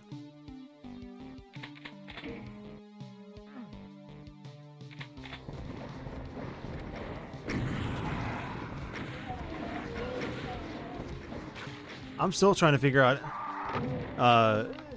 how he gets the script to activate when you have, like, it only specifically activates when you have the key.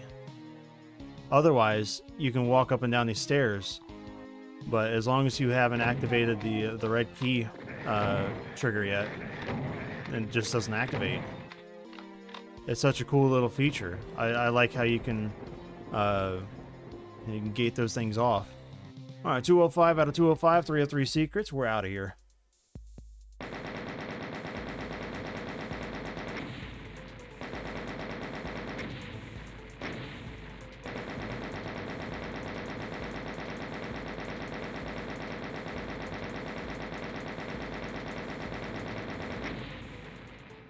Dun dun dun dun dun dun dun dun dun dun dun dun dun dun.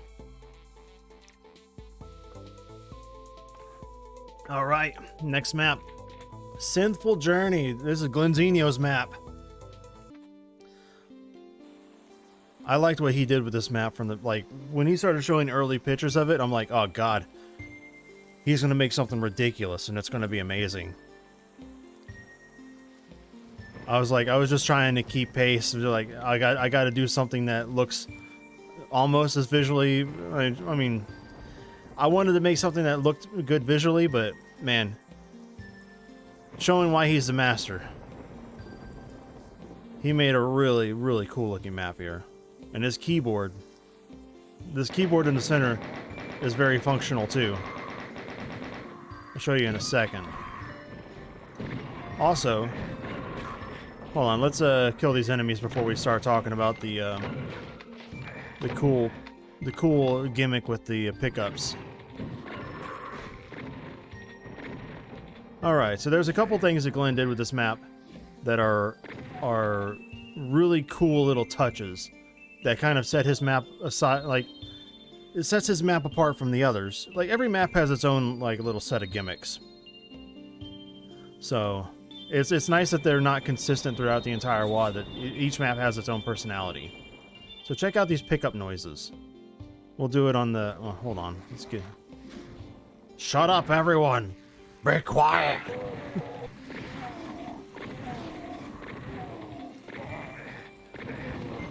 I want them to stop making noises so I can show off this cool shit that Glenn did.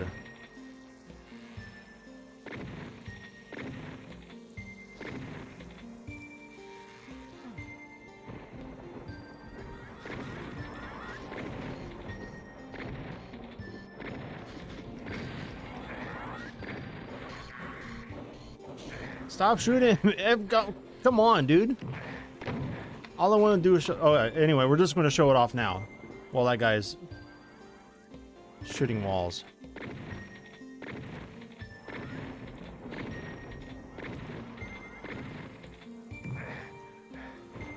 Hello? Hello? Alright, now listen.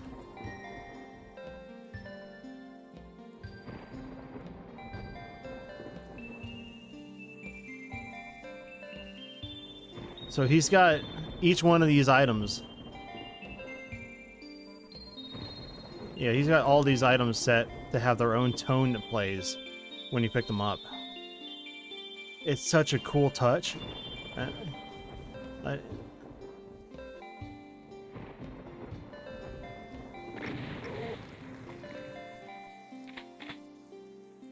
God, it must have taken him so long to set each and every one of these up. Or either that or he set one up and he just copied them. But, yeah, it's really cool. And then he's got this working keyboard in the center.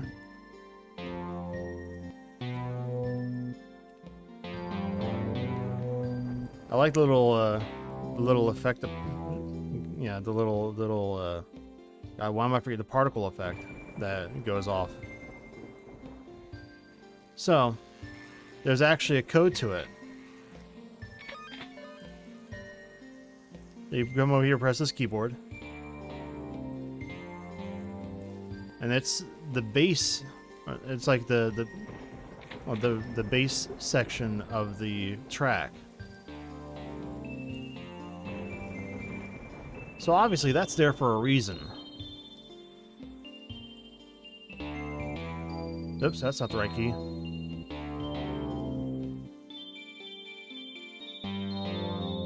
I played the wrong ones. Damn it.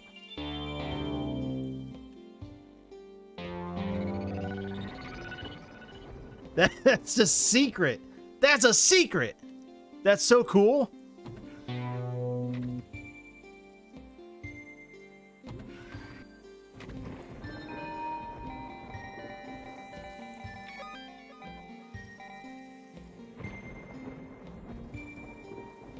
And it's not like I'm giving anything away because people are going to have to figure that out, like, unless they just watch my video. Would be cool if you could access a secret, special secret only on co-op. People having to do music. Yeah, that would take so much, well, so much scripting and so much like actual effort. It may verge on the. It may be on the verge of not being fun. Unfortunately. Because what if you have someone who's not musically minded as a player? But I mean, it's definitely a cool idea, and I think it probably could be done. Like you have two keyboards. Yeah, you could have like two keyboards on opposite sides of the map, and then you have to play the keys in sequence. and they're only separated because, you know, one side will be the bass and one side will be the high notes. So then you have to work together that way. Either that or you have one very, very busy boy running back and forth and hitting all of them.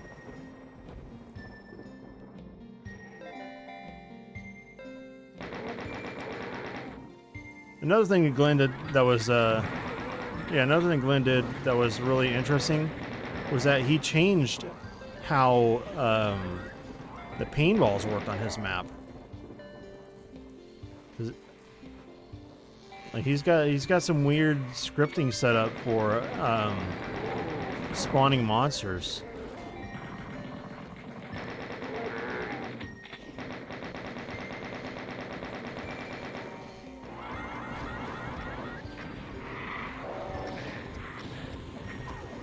So that pain elemental spawns once you kill the Arachnotron. I actually wasn't aware of that one. I thought he just spawned when you grabbed the key. So yeah, when this Arachnotron is killed, spawns 3 Scrags. And there's all kinds of like neat little things that you don't necessarily find, don't necessarily think of or notice until you're actually playing it. Like there, I think I killed it already. There was a paintball down here that spawned this Pinky. Like there's a lot of really neat stuff that you don't notice on the first go around. You just see, oh, enemy, shoot, shoot. Me think big brain, shoot, shoot hard with muscle.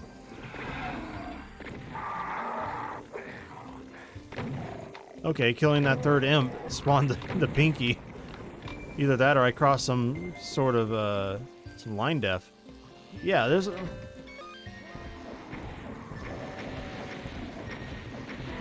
all kinds of cool little things happening. And it's constantly changing, like, you're constantly having to reevaluate your situation because it's all so fluid and changes so quickly.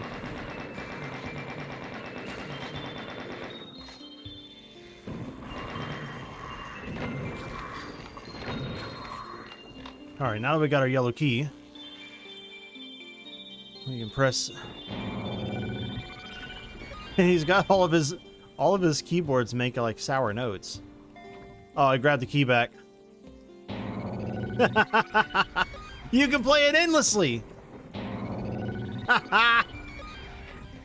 I figured out how to. I figured it out, Glenn. I can play it forever. All right. Now that we're actually in here.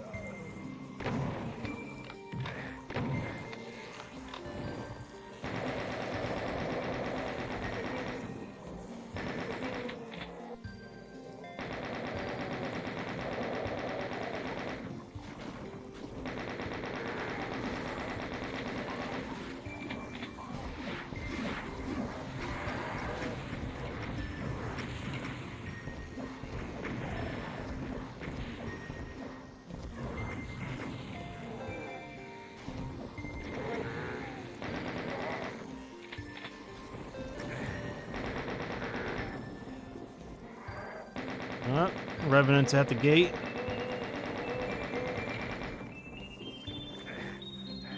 Oh, I thought there was more than one. Have they not spawned yet? What happened? Oh, whatever. Okay. We're moving on.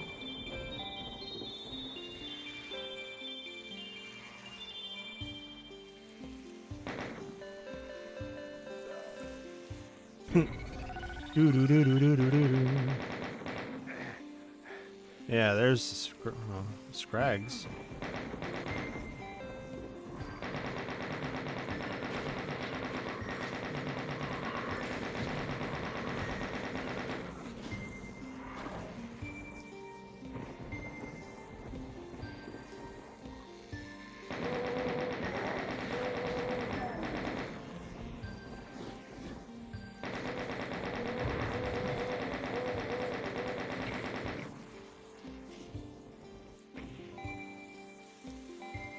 This is one of the nastier little sections of the map. So, You walk forward, there's a Baron on the pathway. If you got enough ammo to kill him, cool. But he's guarding a Berserk. And you got a bunch of pinkies that spawn behind you. Uh-oh, uh-oh, uh-oh. It's actually not good. Not good at all.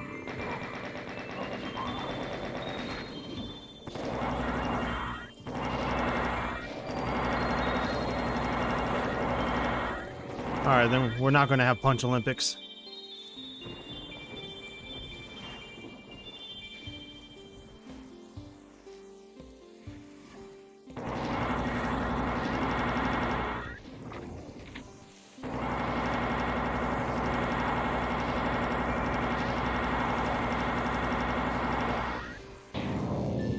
Alright, go ahead and press that. Get rid of these guys. Hold on, give me 5 minutes. I gotta go check on something. My wife started making bread before she left for work. And I need to make sure that it's not ruined. So I'll be right back.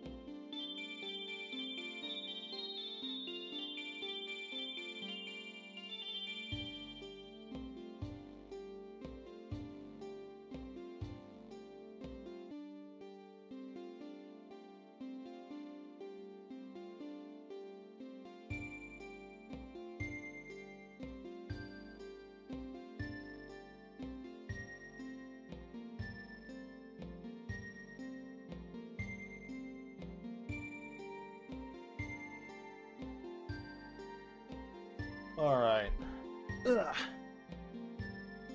We're back.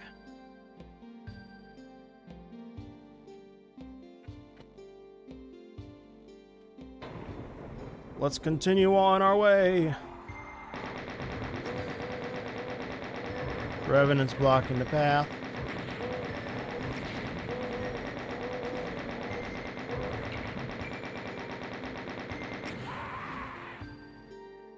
I regret using the chain gun. Oh boy! I didn't save for a minute. Yeah, that's... Wowee, okay.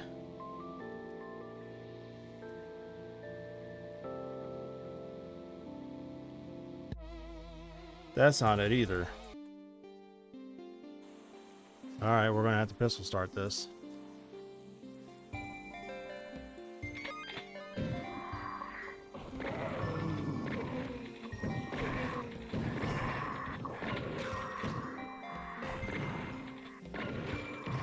See, this is why I don't do saves very often, because I always forget to do them.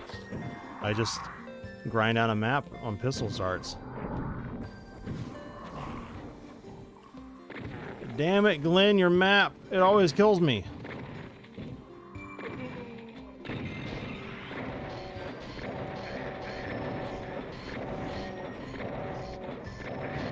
All of his maps kill me.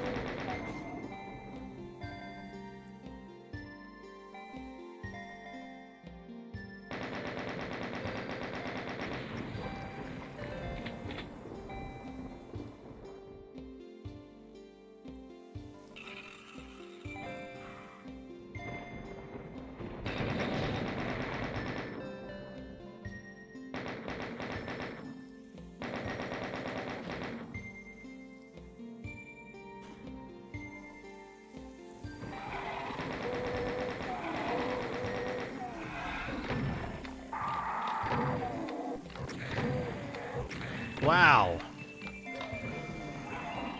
I just ate those right to the face.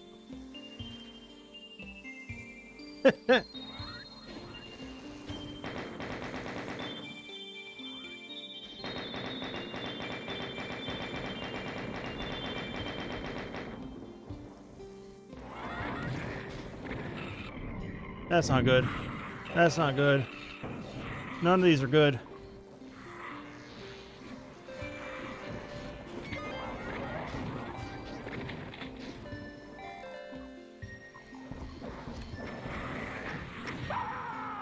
Cool. Dead again.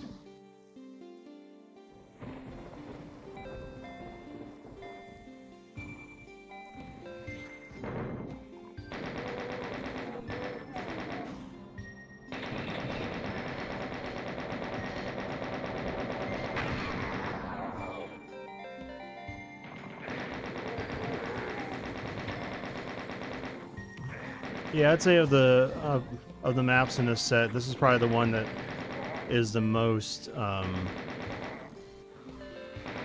would call it the most musical world of all of them. Yeah, like the other maps have like they're like influenced by music or have musical aspects, but this one actually feels like it's an entire world that's like it would be like what the synth lore would be, like something that ideally fashioned after after this.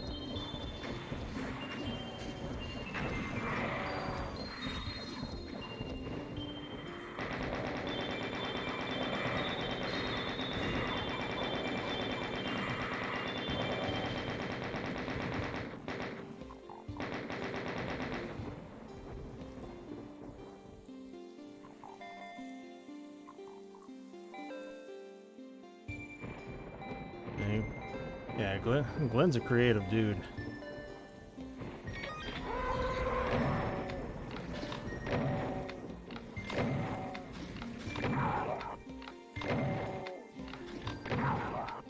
I don't know where he came up with this. Like the way he set this all up.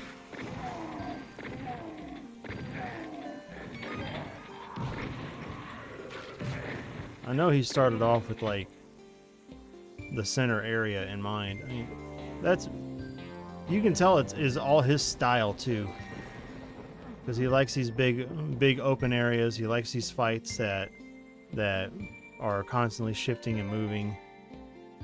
He's good at all this stuff. Like I'm just trying to break it down in some kind of understandable way so I can emulate it.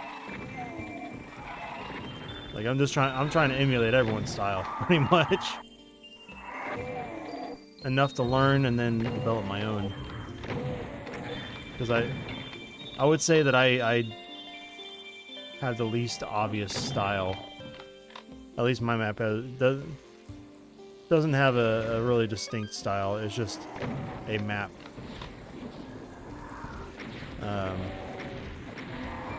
It's not just a map. It's pretty cool. But I don't know if I have a style that shows through on there. Everything that I've made so far has been pretty distinct.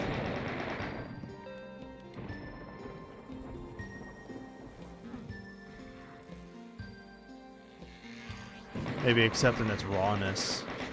My style has developed something that's halfway done.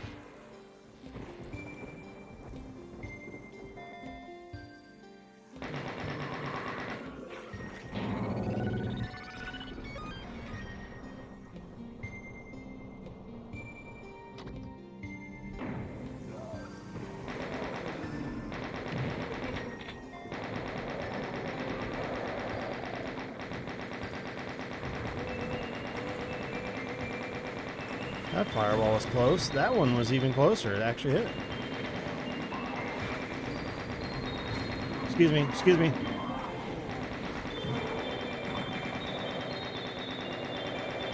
Oh, no, I shouldn't have killed that pinky.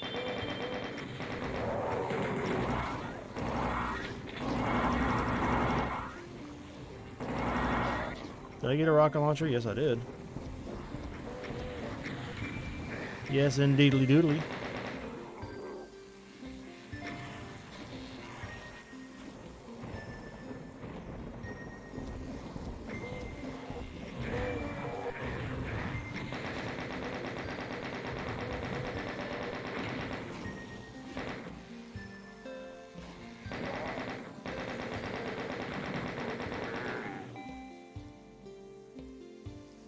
Alright, almost dead, but I'm not yet. So that means I'm doing alright.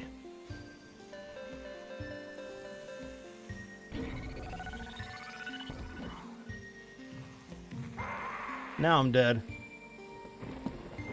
I'm not doing this map over from the start.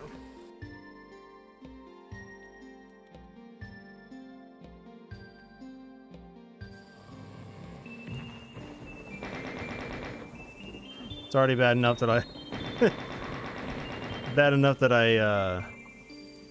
I lost my save.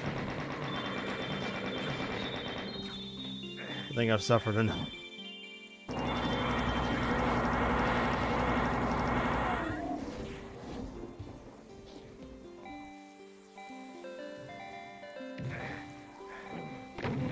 Nah, it's fine. It's no problem. I'm playing poorly. I think that's more of the cause of me dying. I don't know what I'm going to do with this Baron.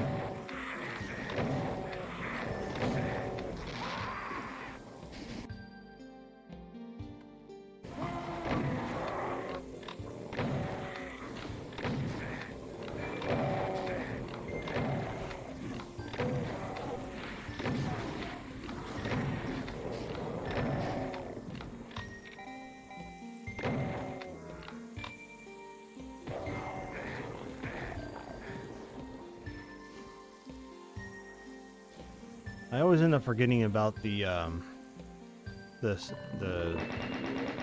lost souls, and I think that's what ends up screwing me up the most.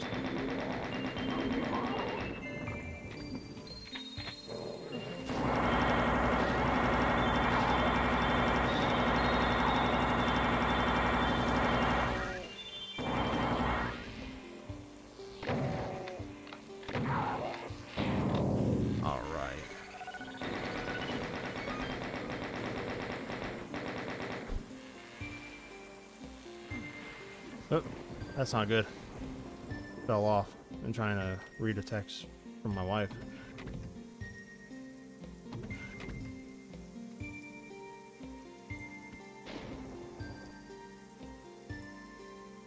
Whoop. I managed to dodge. Keep dodging. Come on, open up message. Okay. I'm not reading that right now. Some shit about her work.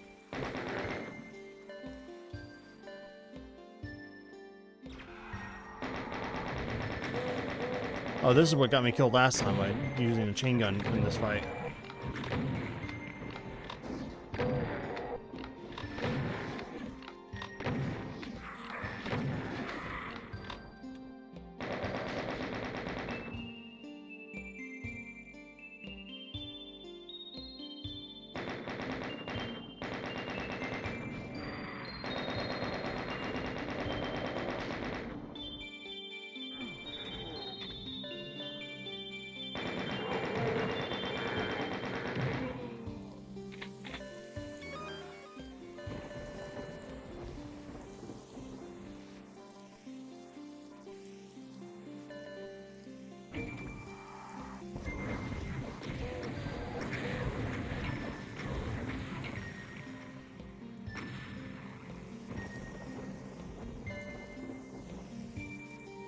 Alright. Hit this one. Gang of boys hanging out over here. Well, former humans. Using enough to take out.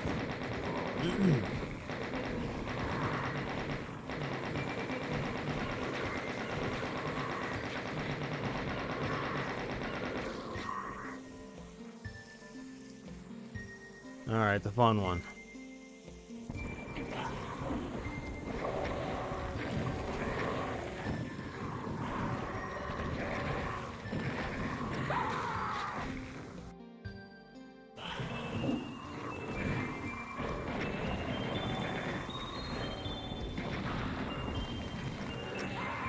Jesus.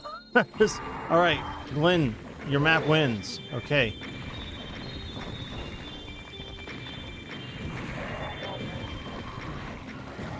I can't defeat it today, even though I've finished this map like 6 times.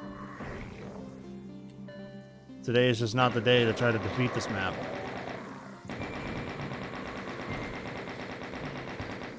No selling everything that I do.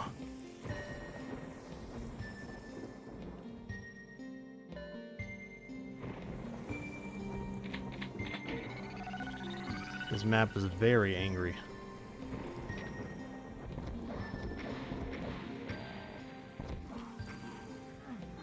Little secret down here. Ride the elevator back up. Grab blue key, jump through that picture in order to get blue armor.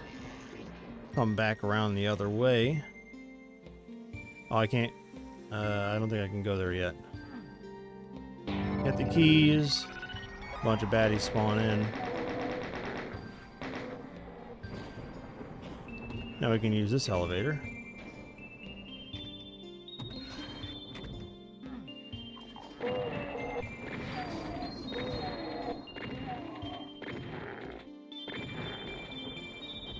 Alright, and instead of going all the way down, hit that button and it takes you to this supercharge.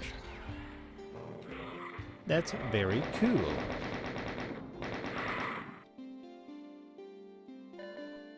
You can grab all these goodies.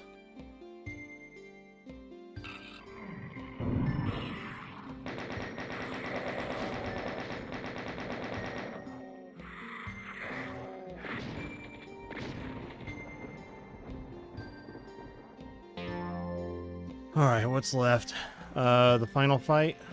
221 out of 245.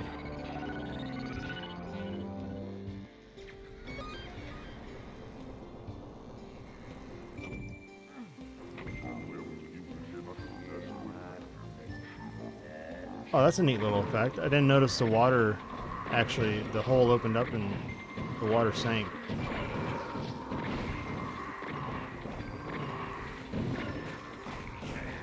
Yeah, Glenn likes his ocean vortexes. He did one on DBK01.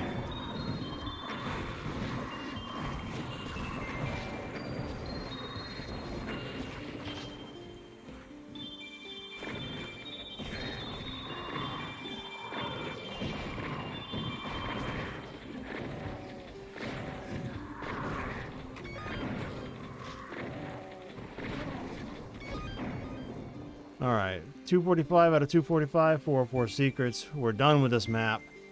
We cheated. We resurrected multiple times. It's fine. Don't think about it.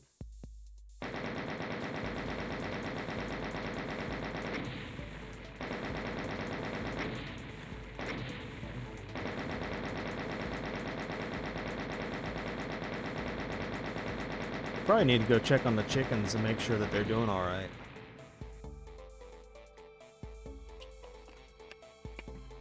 They'll be okay for a little bit longer.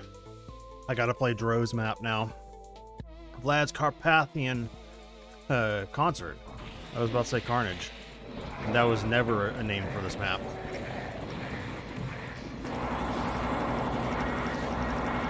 Yeah, so Doom RO, he definitely earned his title of sadist.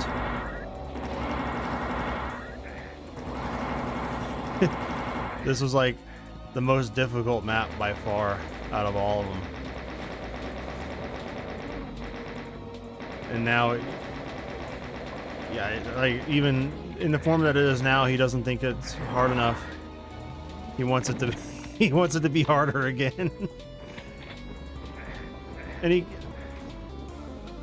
like I kept giving him feedback. I was like, man, this beginning section is too much. There's hit scan all over the place. There's nowhere to go. There's a bunch of, you know, flyers everywhere you go. And he's just like, no, that's the way it's supposed to be. I want the player to move forward and not sit back fighting everything. It's like, that's my first instinct. I want to fight everything. You're not going to scare me away.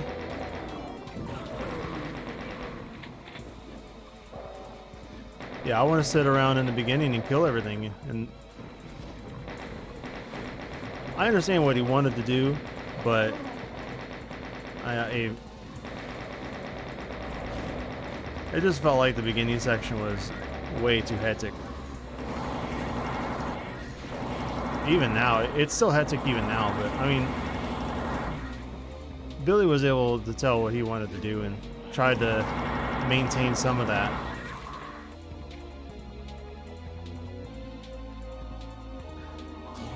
Yeah, there were versions of this map that felt like, oh, this is a punishment for existing. There's maps that punish you for doing stuff. And this map wanted to punish you for existing. Like, it felt like it was like it was auditioning for Sunlust.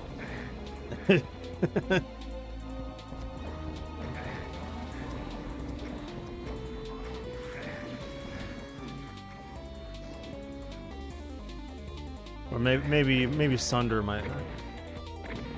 You know what? I haven't played either one of those sets very far into them.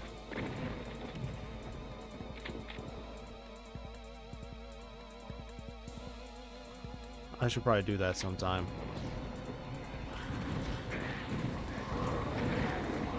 One thing that I thought that was fun that didn't make it into this version was the Archvile right at the beginning. So Billy had, I think it was one of the, like right before release, there was a version that had the vial up on this set of stairs, and that was actually a really interesting fight. I think he got removed entirely from this opening section. Might have been changed for that pain elemental. I don't know. There was also a vial that, that was at the beginning of the map that teleported up inside, and he was a huge headache for a while.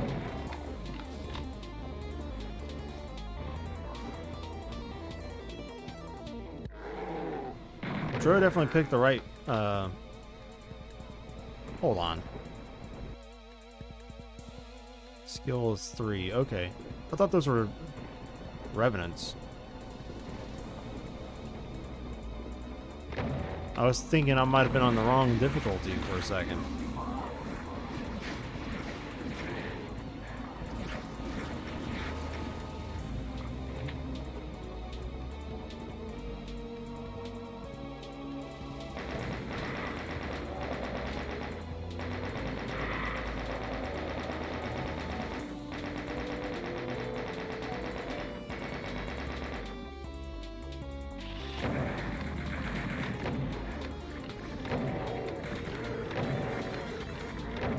This might end up being the map that I've played the most of and had the most feedback for.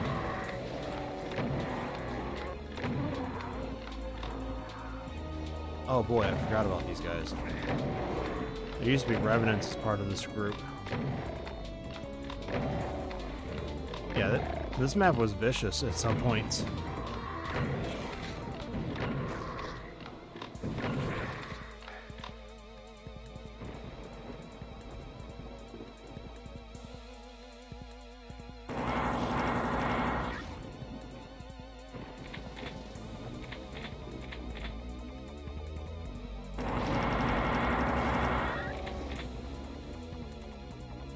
Alright, got a blue key. There's also a secret yellow key right here.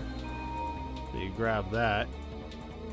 And then, check this thing out. Oh, it's got a switch in there.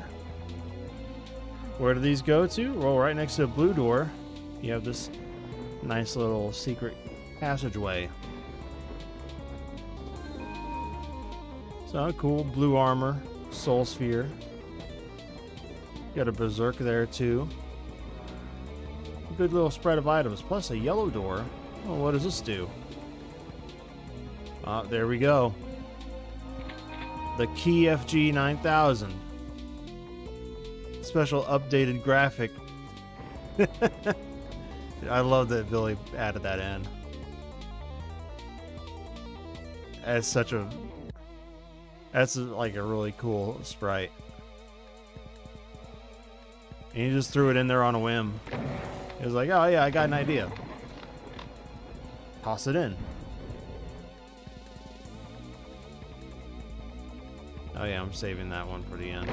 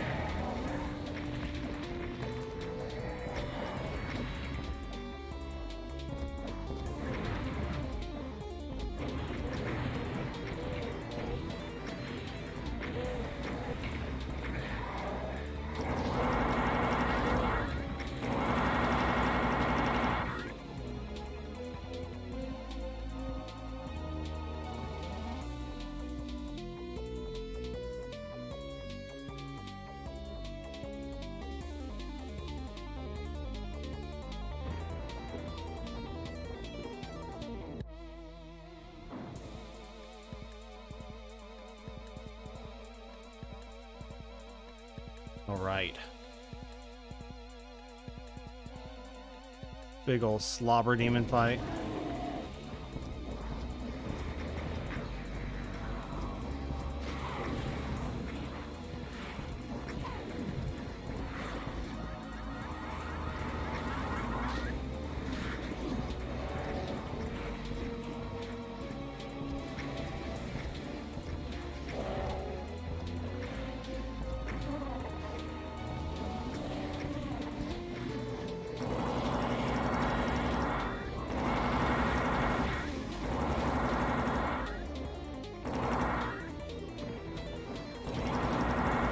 Oh yeah, I've got this.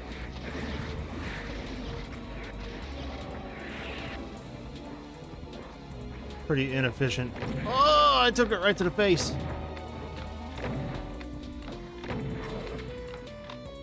Pretty inefficient BFG usage there.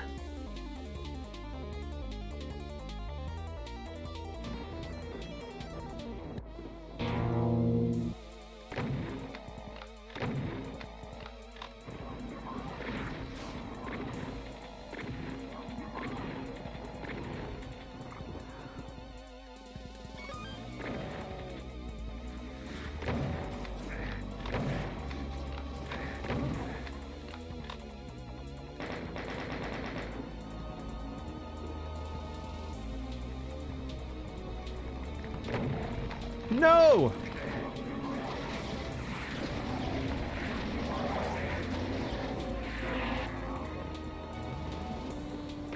I forgot the Archvile spawns inside the... he spawns inside of the castle and starts reviving everything. What a jerk. How dare he?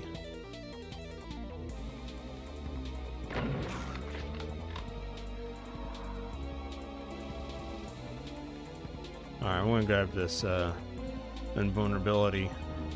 Then we'll head to the exit.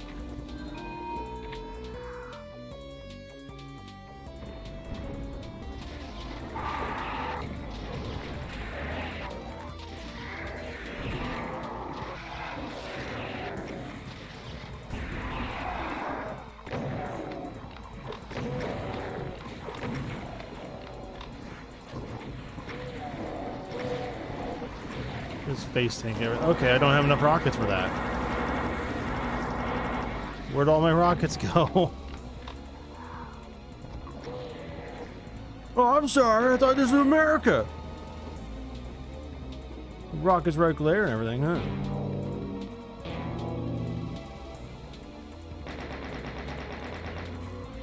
Alright, 240 out of 240. And 404 secrets. We're out of here. Alright, let's Carpathian Concert.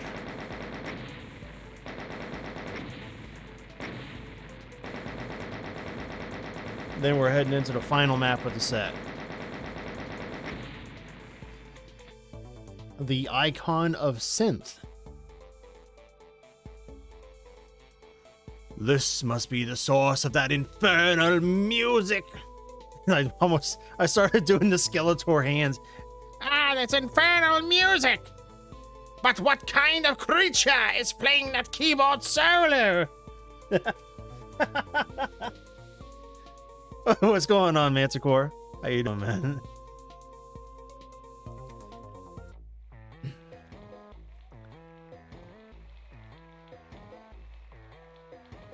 There's a new WAD that's based on cyberpunk style. Yeah, it's the DBP37, I thought. Live at the Necropolis, the Icon of Synth. This sprang from a joke in the Discord, where the Icon of Synth is Yanni. No, yeah. God, I can't help but laugh when I see his stupid face. It's so cool.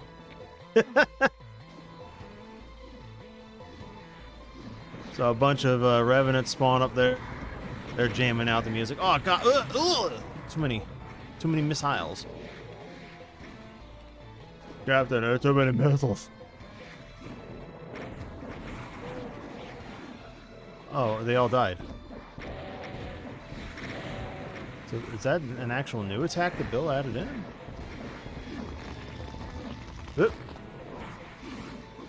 Red icon. That means lava's coming up.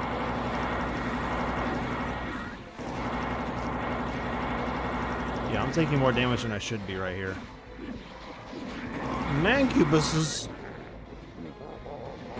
Oh, he's laughing. It's time for the, So when he laughs, he turns around.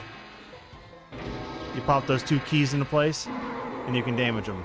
Go ahead and grab that. So now he's angry. He's going to attack. And this attack phase is a couple... Oh, no, there's 4 pain elementals. Once you kill the pain elementals, he should become vulnerable again. You're just listening for the sound cue where he laughs.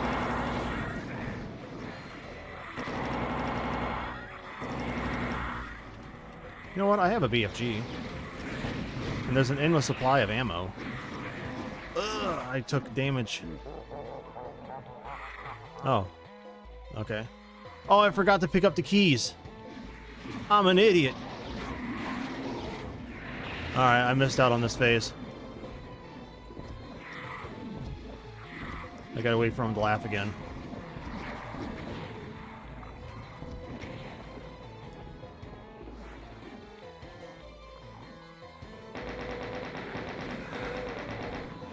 Oh, it's the light show. Here we go. Check this out.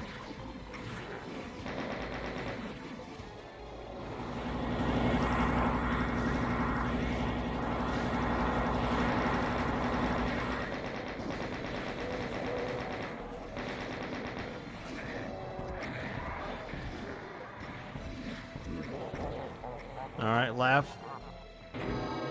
That's 1. That's 2 keys. All right. 2 shots. Go ahead and pick up the new set of keys. Now he's... Oh, he dropped the... I thought he was going to leave the Cyber Demon up on the keys. That's where he usually ends up landing. Here comes the lava. Worst part about it is it slows you and it does damage. Gotta get rid of the Cyber Demon. Cool, once you kill the Cyber Demon, he begins endlessly spawning Barons. And he just laughed, so... Hit that, and hit that. Hopefully I'm on time. No! No! I missed! I was a little too late. Brutal. Excuse me, Baron, you're gonna have to move. I need that. Ow. Uh-oh, I didn't mean to do that. Oh, man. Yellow, that means he spawned an Archvile.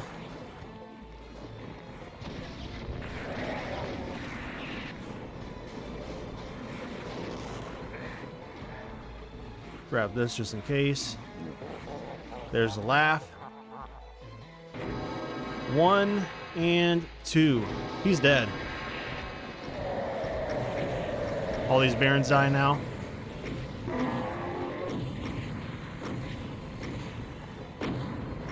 The icon of Synth is dead.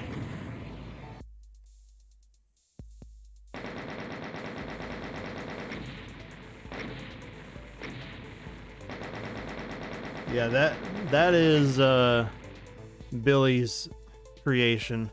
He's really good at creating boss maps.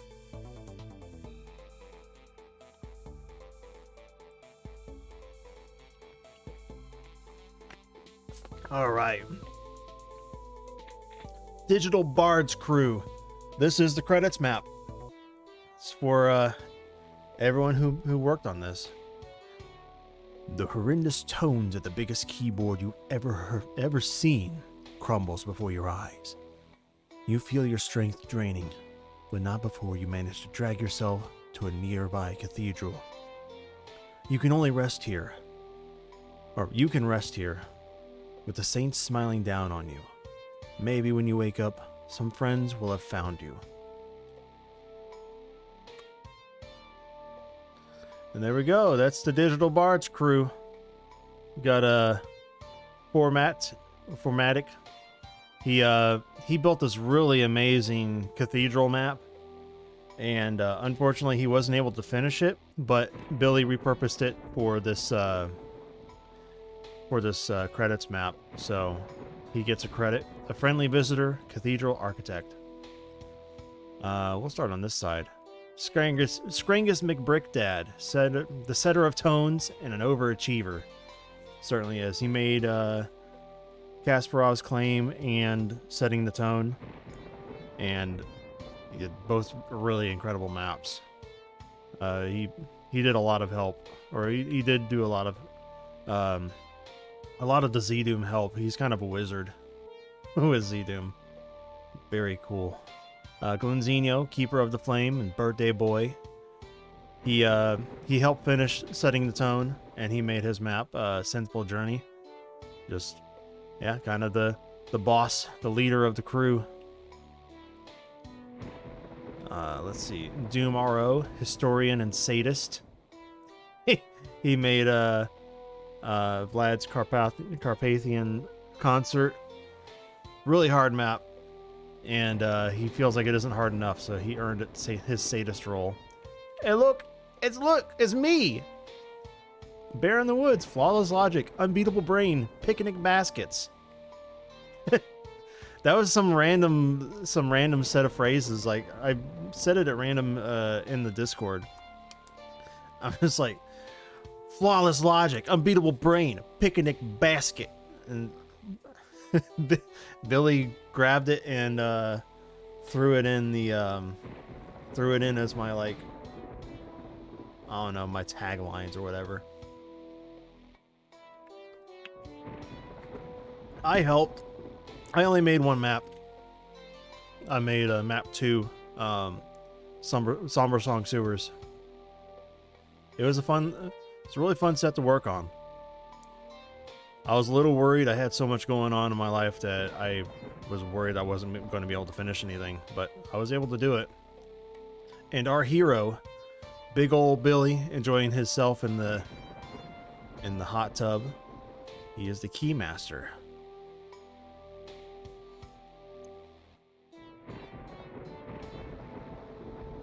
So we got all these pictures hanging around. You can click on them.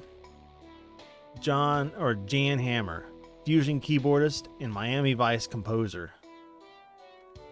Gary Newman, synth pop legend. Laurie Spiegel, composer and computer music pioneer. Edgar Frost,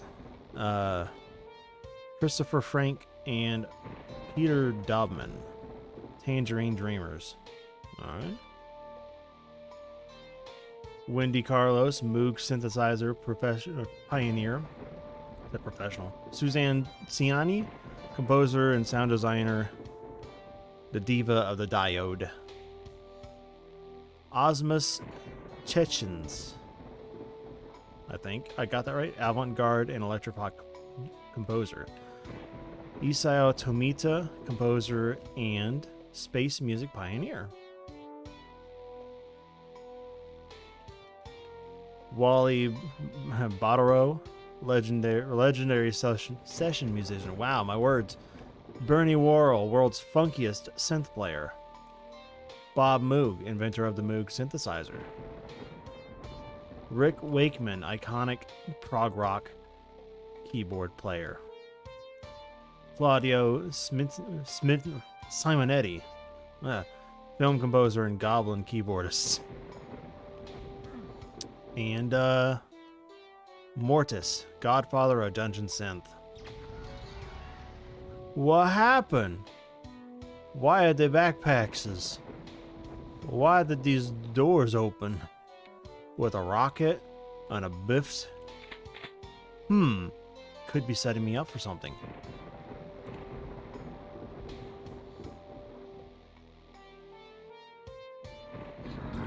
DBK for life.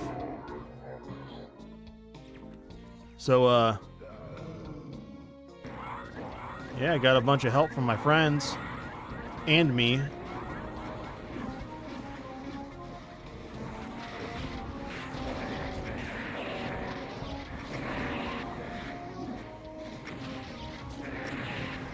Oh, 1% in the dream. Okay.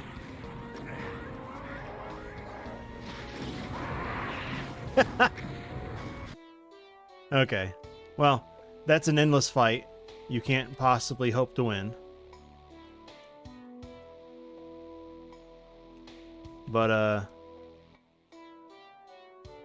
yeah, once you activate all these, it's like the DBP-19 credits fight.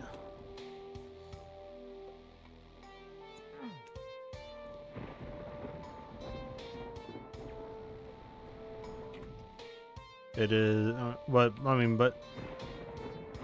the Christmas fight can be completed. Rip it in pepperoni. Oh, that wasn't very good. That was a complete waste of a shot.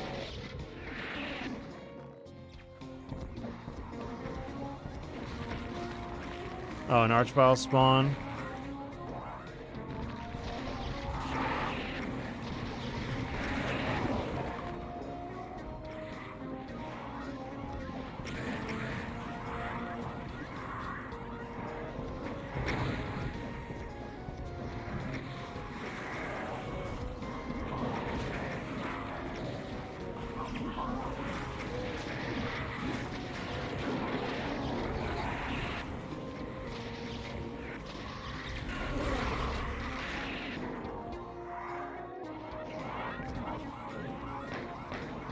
Don't shoot me! I'm just a friendly boy!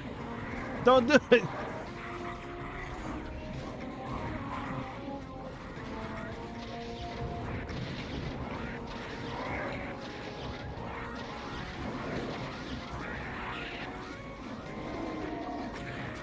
Ow, I'm picking up every fireball along the way.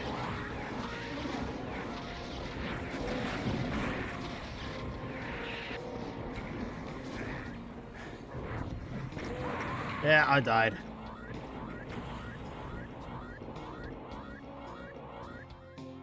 So that's the end of that. Oh man, that was a really fun set. It's a really, really fun set to play. Here, let's take a look at... Did I save all the other files? Maybe not. I probably don't have them on this PC.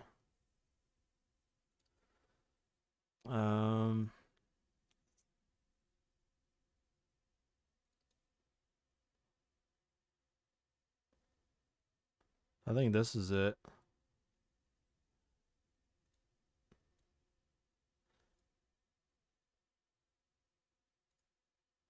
This might be the one Formatic made.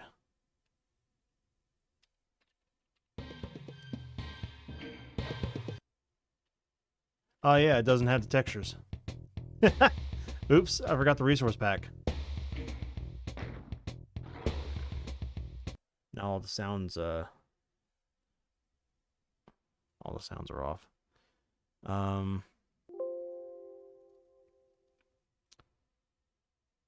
wonder if I could just take the RC1. Probably not.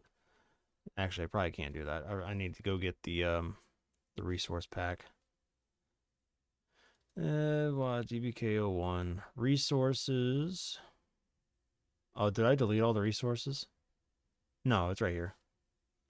All right, so bringing that over, bring the music over, drop those in there. Yeah, I think that's good.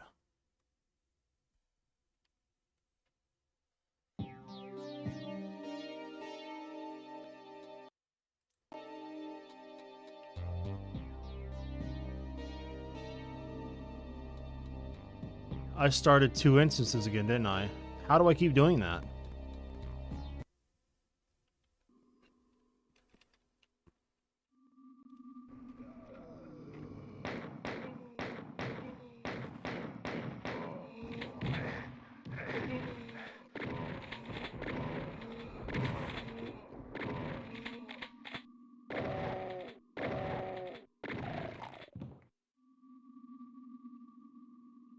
Yeah, so he made a really cool map with a lot of portals and stuff.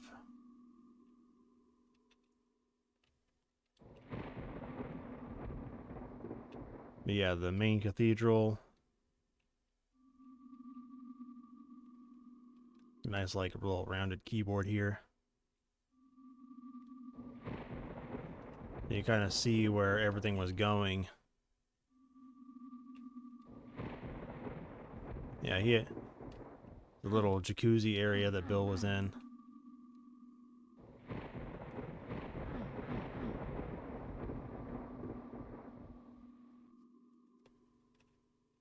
Yeah, this map was going to be sick if you could have finished it, but unfortunately that wasn't in the cards. But I mean, what he did get done was really cool. Here's hoping that he can come back on another set and, you know, build something. You know, finish something for us.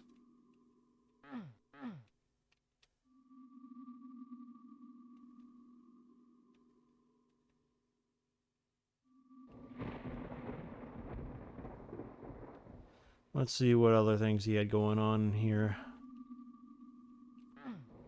Little crypt.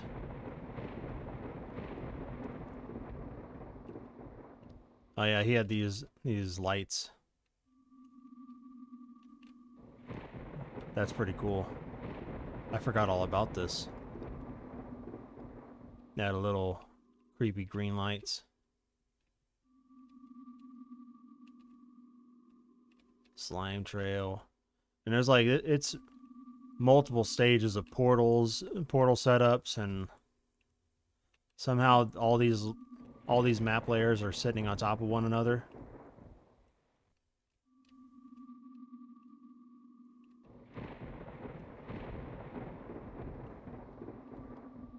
Yeah, I mean, he had some pretty intense setups.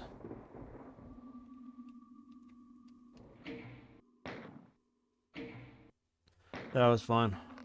That was a really fun set to work with, and I hope we get to come back to it and try another handful of maps on it. All right. I have those on the other PC. Do I? Are they still there? Yeah, those are resources. Music V3. All right. Yeah, I'm just gonna delete those from here. Oh yeah, you're talking about DBK01. I was playing that just earlier today.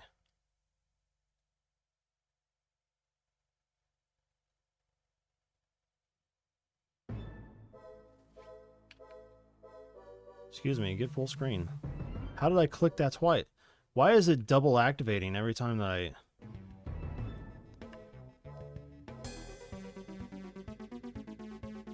I swear, I'm like double clicking at the speed of light.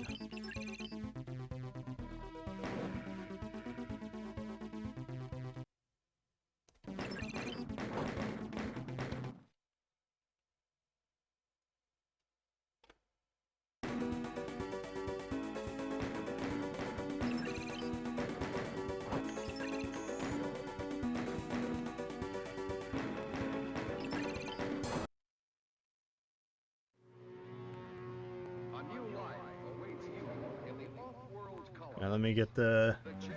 I gotta restart the video card because it doesn't like changing resolutions.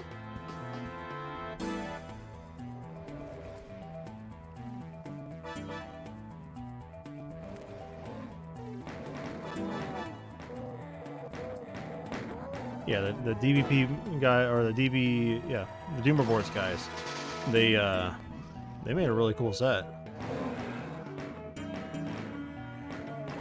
Awesome little competition we got going on here. They definitely added a ton of maps on their set. I definitely wasn't expecting something as like I wasn't expecting something this crazy and like really well thought out as this, because the last couple of sets they had released were kind of I don't want to trash them, but they felt a little uninspired, or maybe they were slightly rushed. I don't know, but this is crazy. Like the amount of effort that went into this one is insane. This set looks beautiful. And they've got a lot of really cool gimmicks going on here. Like, several of the maps have some really, really amazing skylines.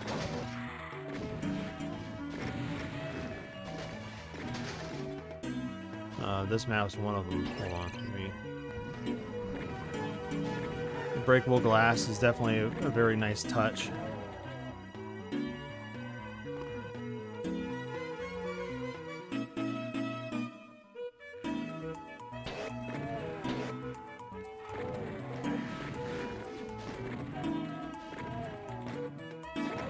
And this map, you know, this map really, I mean, this is a Super Cupcake Tactics map, and you can tell because, you know, you have a lot of these small rooms, like a lot of cramped space, and he likes to throw tons of enemies at you. He likes to make, like, he likes to make a lot of, like, a ton of, like, really, really, really active rooms that are kind of cramped. And this is probably, in his style, this is probably the best map I've ever played of his. I'm not usually a fan of his style. And a lot of the other sets, a lot of the other DBP sets, I've been upset at his maps because I genuinely get frustrated at his mapping style. But this is the perfect setting for it, and he did a really incredible job. And he led the set. He was the leader and basically the brain, you know, the brainsmith of this set. I don't know if brainsmith is the right word, but I mean, he did a really incredible job.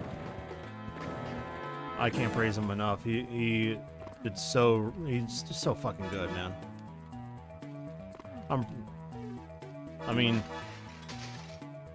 I'm really excited to see what other projects he's going to lead from here on out.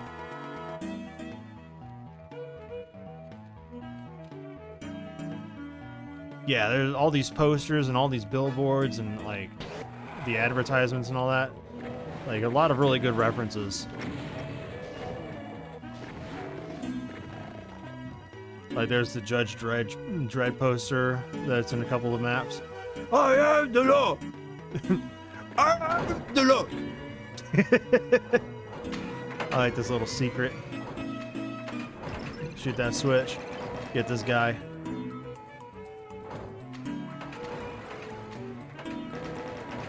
I will say in this map has a pretty dumb secret. And it's the one where you get the super shotgun. Cupcake has this thing where he really doesn't want the player to have a super shotgun. I don't know if he's got some kind of phobia of it, but he tries his damnedest to keep a super shotgun out of the player's hands. I mean, that's the thing that frustrates me a lot. Like when I'm talking about his mapping style, he'll put you in a lot of these small rooms, and then he won't give you any weapons to work with. He'll give you like a single shotty, and then put you in a room with 10 revenants. Like, dude, it gets so frustrating. But as an opening map, and as for an opening map, and for one that has this theme, his mapping style is perfect for this.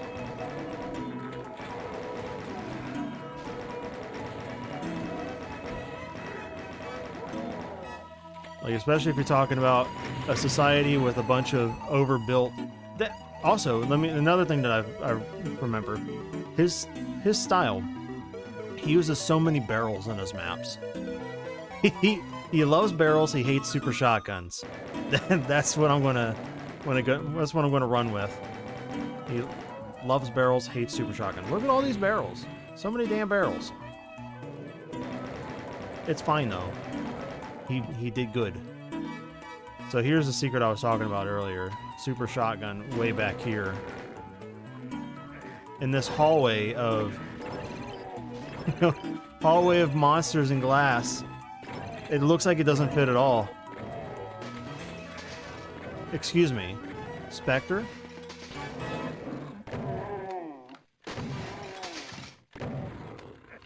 But yeah, I mean, I can't complain about this map. It's so well done, so well rounded. I keep forgetting to use the vending machines. That's another little detail this map set. It's easy to miss. The vending machines give you like a stack of health and armor. Let's see, armor bonus. Okay, we got 7 out of that one. It's a health machine. 10 health out of that one. It feels like a rich, it feels like a tech wonderland gone wild. Yeah, absolutely. It's societal overgrowth. It's a world where people live too long, and technologies, you know, essentially become a crutch for human life. Where people are more focused on, cyberpunk is a grim kind of setting. If you were thinking about the logical progression of how a cyberpunk world would go, like you'd have a bunch of people more focused on a momentary conveniences and less worried about, survival. Because you would think in a world like this where they probably have some kind of synthetic food or whatever, or sustainable food, so people don't have to worry about eating.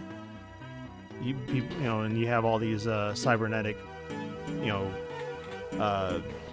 pleasures. Or maybe it's you go the Ghost in the Shell route. You have a bunch of people who are just essentially giving themselves eternal life by putting their psyches into machines. Like, it's kind of a grim future.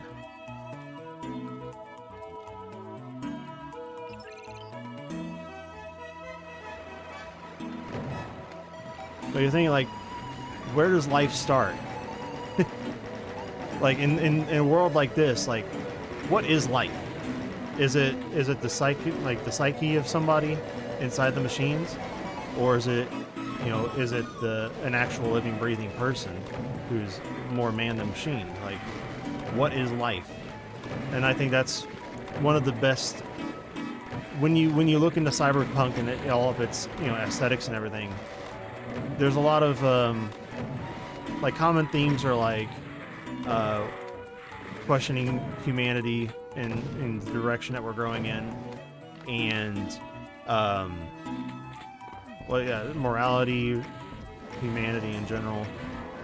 You also tend to ask yourself a lot of questions about the overreach of government. Like, there's a lot of good questions that can come out of a cyberpunk aesthetic. There's a lot of transhumanism. Yep. Where people are replacing parts of themselves with machines and all that. It's an interesting topic. It's a very interesting topic. That's why I think cyberpunk has had the legs that it has. It continues to be very fertile ground for nice, like, thought experiments. 3 out of 5 secrets, and I'm missing an enemy. Okay, you know what? We're going back. I thought I had all the secrets.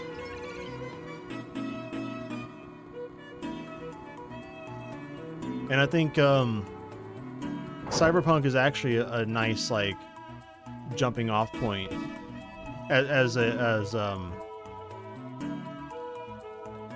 when oh, there's the last enemy. Yeah, when it comes to, like, what am I trying to say?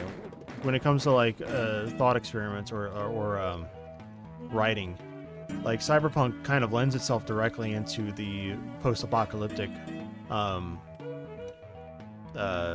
genre too, where we are looking at something like Mad Max. Like, it seems like the logical progression from a cyberpunk utopia to the despondent world of Is despondent even the right word I want to use? Basically the hollowed out husk of society, which is what Mad Max is. Alright, 5 out of 6 secrets. We're looking for one more. I forget where it is. I know I 100% of this map. Is it over here? Plus, I like the song. I'm enjoying listening to it.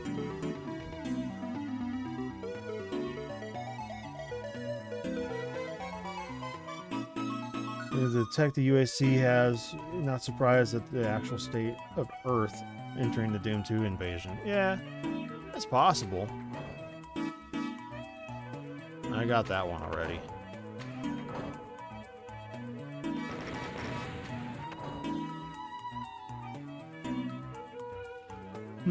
Where could this last secret be?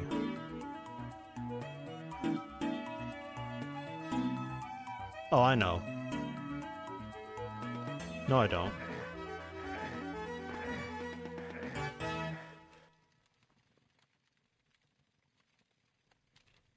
That's not it over there.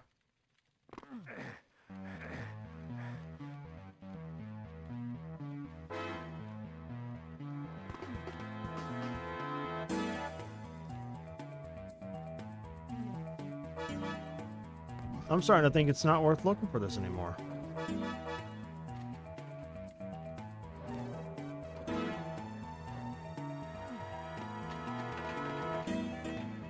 What time do I have?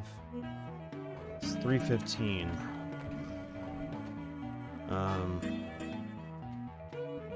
I mean, I got like an hour.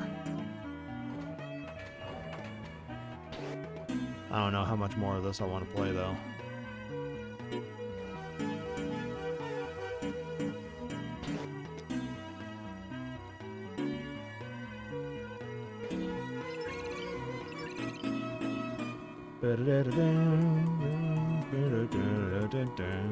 Actually, you know what? I got dishes and I got some yard work to do.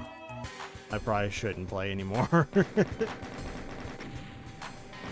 They have Detect to be on Mars, Phobos, Deimos. For the time they do have the tech to at least make this. Yeah, most likely. But you could, I mean...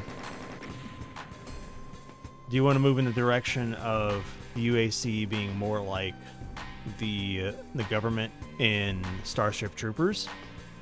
Or do you want them to be more like the world of like of a Cyberpunk? Because I think taking Doom and turning it into Starship Troopers would actually be really funny.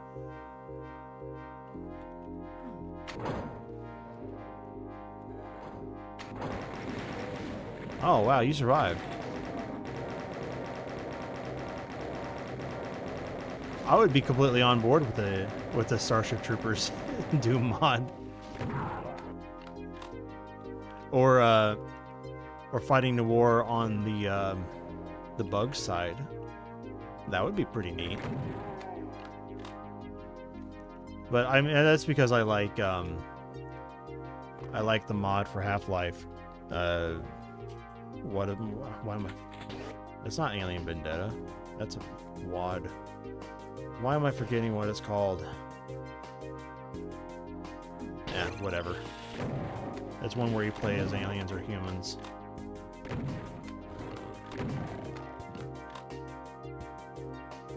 Starship Doomers.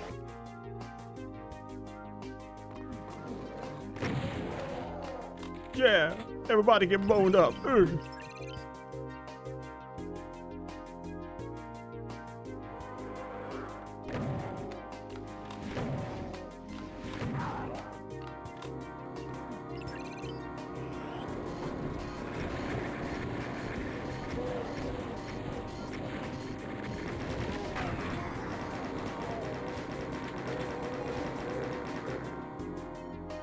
Yeah, this map's got a really cool little gimmick here. Raise the elevators up.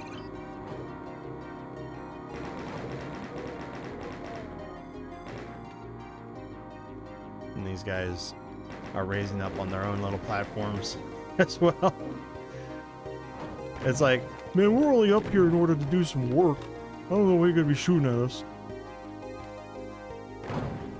Cool little effect there. You can shoot that wall.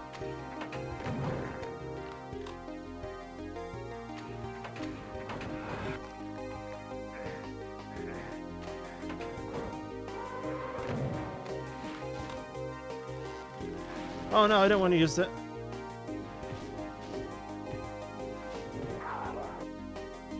Come on, you want to live forever? Yeah, that movie really is something. And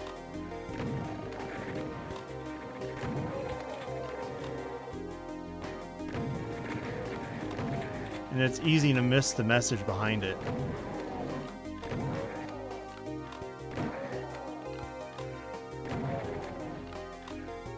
Like, a lot of people don't catch on that it's like really an anti-war movie, because you have this machine that only serves to sustain itself, and it finds new enemies everywhere it looks in order to justify its own existence.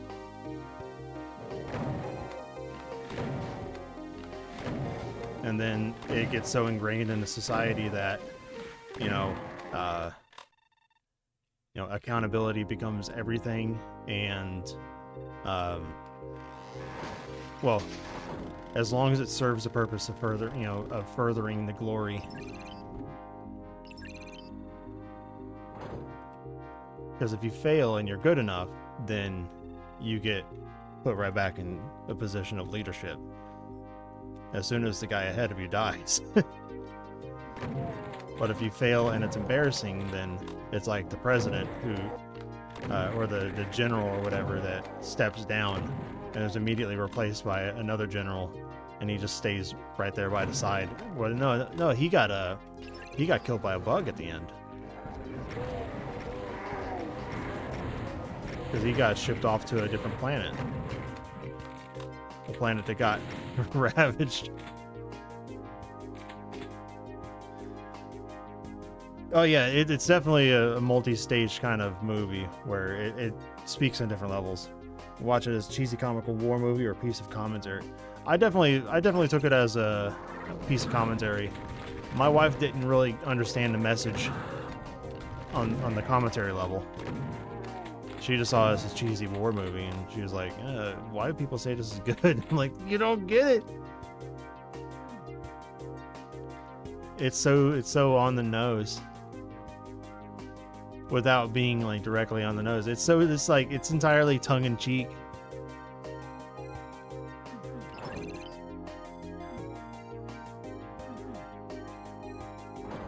Like, it does such a good job of kind of mocking the war propaganda from the 40s and 50s, while simultaneously what am I thinking? Okay, 40 ounce.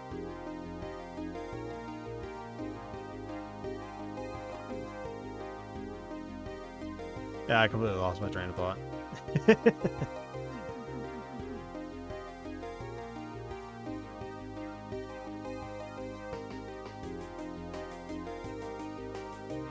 Satire of the military mindset. Yeah, absolutely.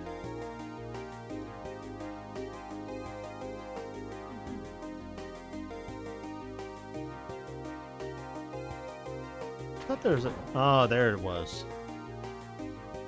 That's not a secret? Excuse me. That's a secret. That's probably just... It's probably tagged as a secret, but you can't get in there.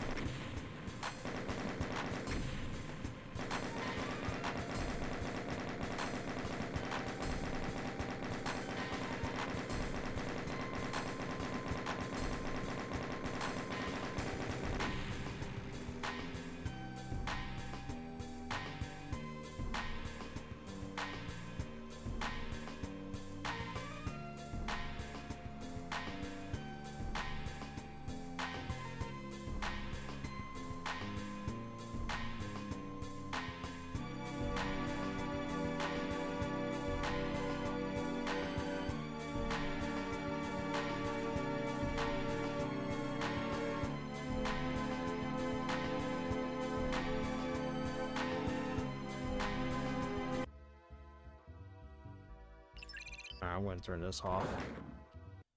Also has a sort of war is inevitable vibe too. I I think of it as the Zap Brannigan approach, where uh, he sought out conflict with the neutral planet, and I kind of get the same idea from Starship Troopers, where the chance for peace completely existed early on, but they saw these rocks coming from the bug planet, and they took it as, okay, well, this is our next war. This is how we motivate the younger generations. We indoctrinate them with a bunch of war propaganda, and we get them involved in the next war. It's like when I was in high school, we had recruiters going up and down the hallways trying to get people involved in, or trying to get kids signed on to fight uh, Iraq too. Like, dude, I saw this war happen. I saw this war happen when I was like in grade school. Why are we going back? Also, why are we going there in the first place? That's not where we have uh this is not where we have our conflict. Our conflict was in Afghanistan. Why did we go, a couple thousand miles south to go back to Iraq? I was like, yeah, I'm not fighting your war, buddy. Especially when George W. Bush is just like, well, when asked, why are we attacking Iraq? He's like, well, he tried to kill my daddy. It's like, that's your problem. That's not me.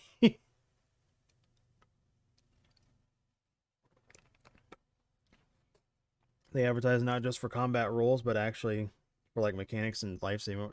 Yeah, they do that too. They try to be like, oh, be a you get to learn uh engineering stuff, and you get to learn uh what is it, communications and networking and technical support. It's like, no, what you're doing is signing up to be on the battlefield. But like, we actually had like Army and Navy recruiters in our high school, and they would just annoy me every day. I had to walk past them, and they would kept, like, Marine recruiters kept stopping me and be like, hey, you want to join the Marines? You get a free ride through college. I'm like, no, I'm good. I don't want to do the war part. I just want to be left alone. Like, but in the UK, I don't think it's legal to like pretty much indoctrinate people into it. I mean, it's just being presented the option of being given. I mean, it's sketchy. It's absolutely sketchy, but they're not requiring you to join. That's the reason why I didn't go into the army. Like, they asked me, they try to recruit me all the time, and it's just like, no, because what you do is you sign a contract. You can't even get a tattoo without their approval. Like, you're signing your body away for absolutely. In the UK, you can still be called for the draft if we went into another world war. Yeah, if you don't have enough volunteers, then absolutely the draft is coming. I don't think you ever have. I don't think the U.S. will ever have the issue of not having enough people motivated to go to war or not, or to enter the army. I think that'll always exist. Um, I don't think a draft will be happening anytime soon, but still, I mean, that option still exists for us too. I don't know. The only thing I like, my wife and I we applied for our concealed carry permits, and we're going to be going to get our fingerprints done, and we're shopping around for some weapons. Ideally I want to go get an AK, but I probably just going to settle on like a pistol or something. Oh no, now I never saw the need of having one until things started getting a little crazy. I don't want an AK. They're super reliable. You can't hurt. Well, I mean, if I really wanted something for defense, I would probably want a shotgun. No, yeah, I don't want to get an AK because of collateral damage, obviously. I don't want to be shooting through walls. I just like the idea of an AK. I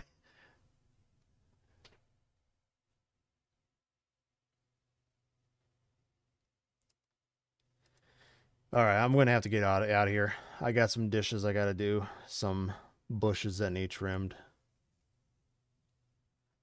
I'm gonna relax for a while and get to work. Hope you guys had a fun time.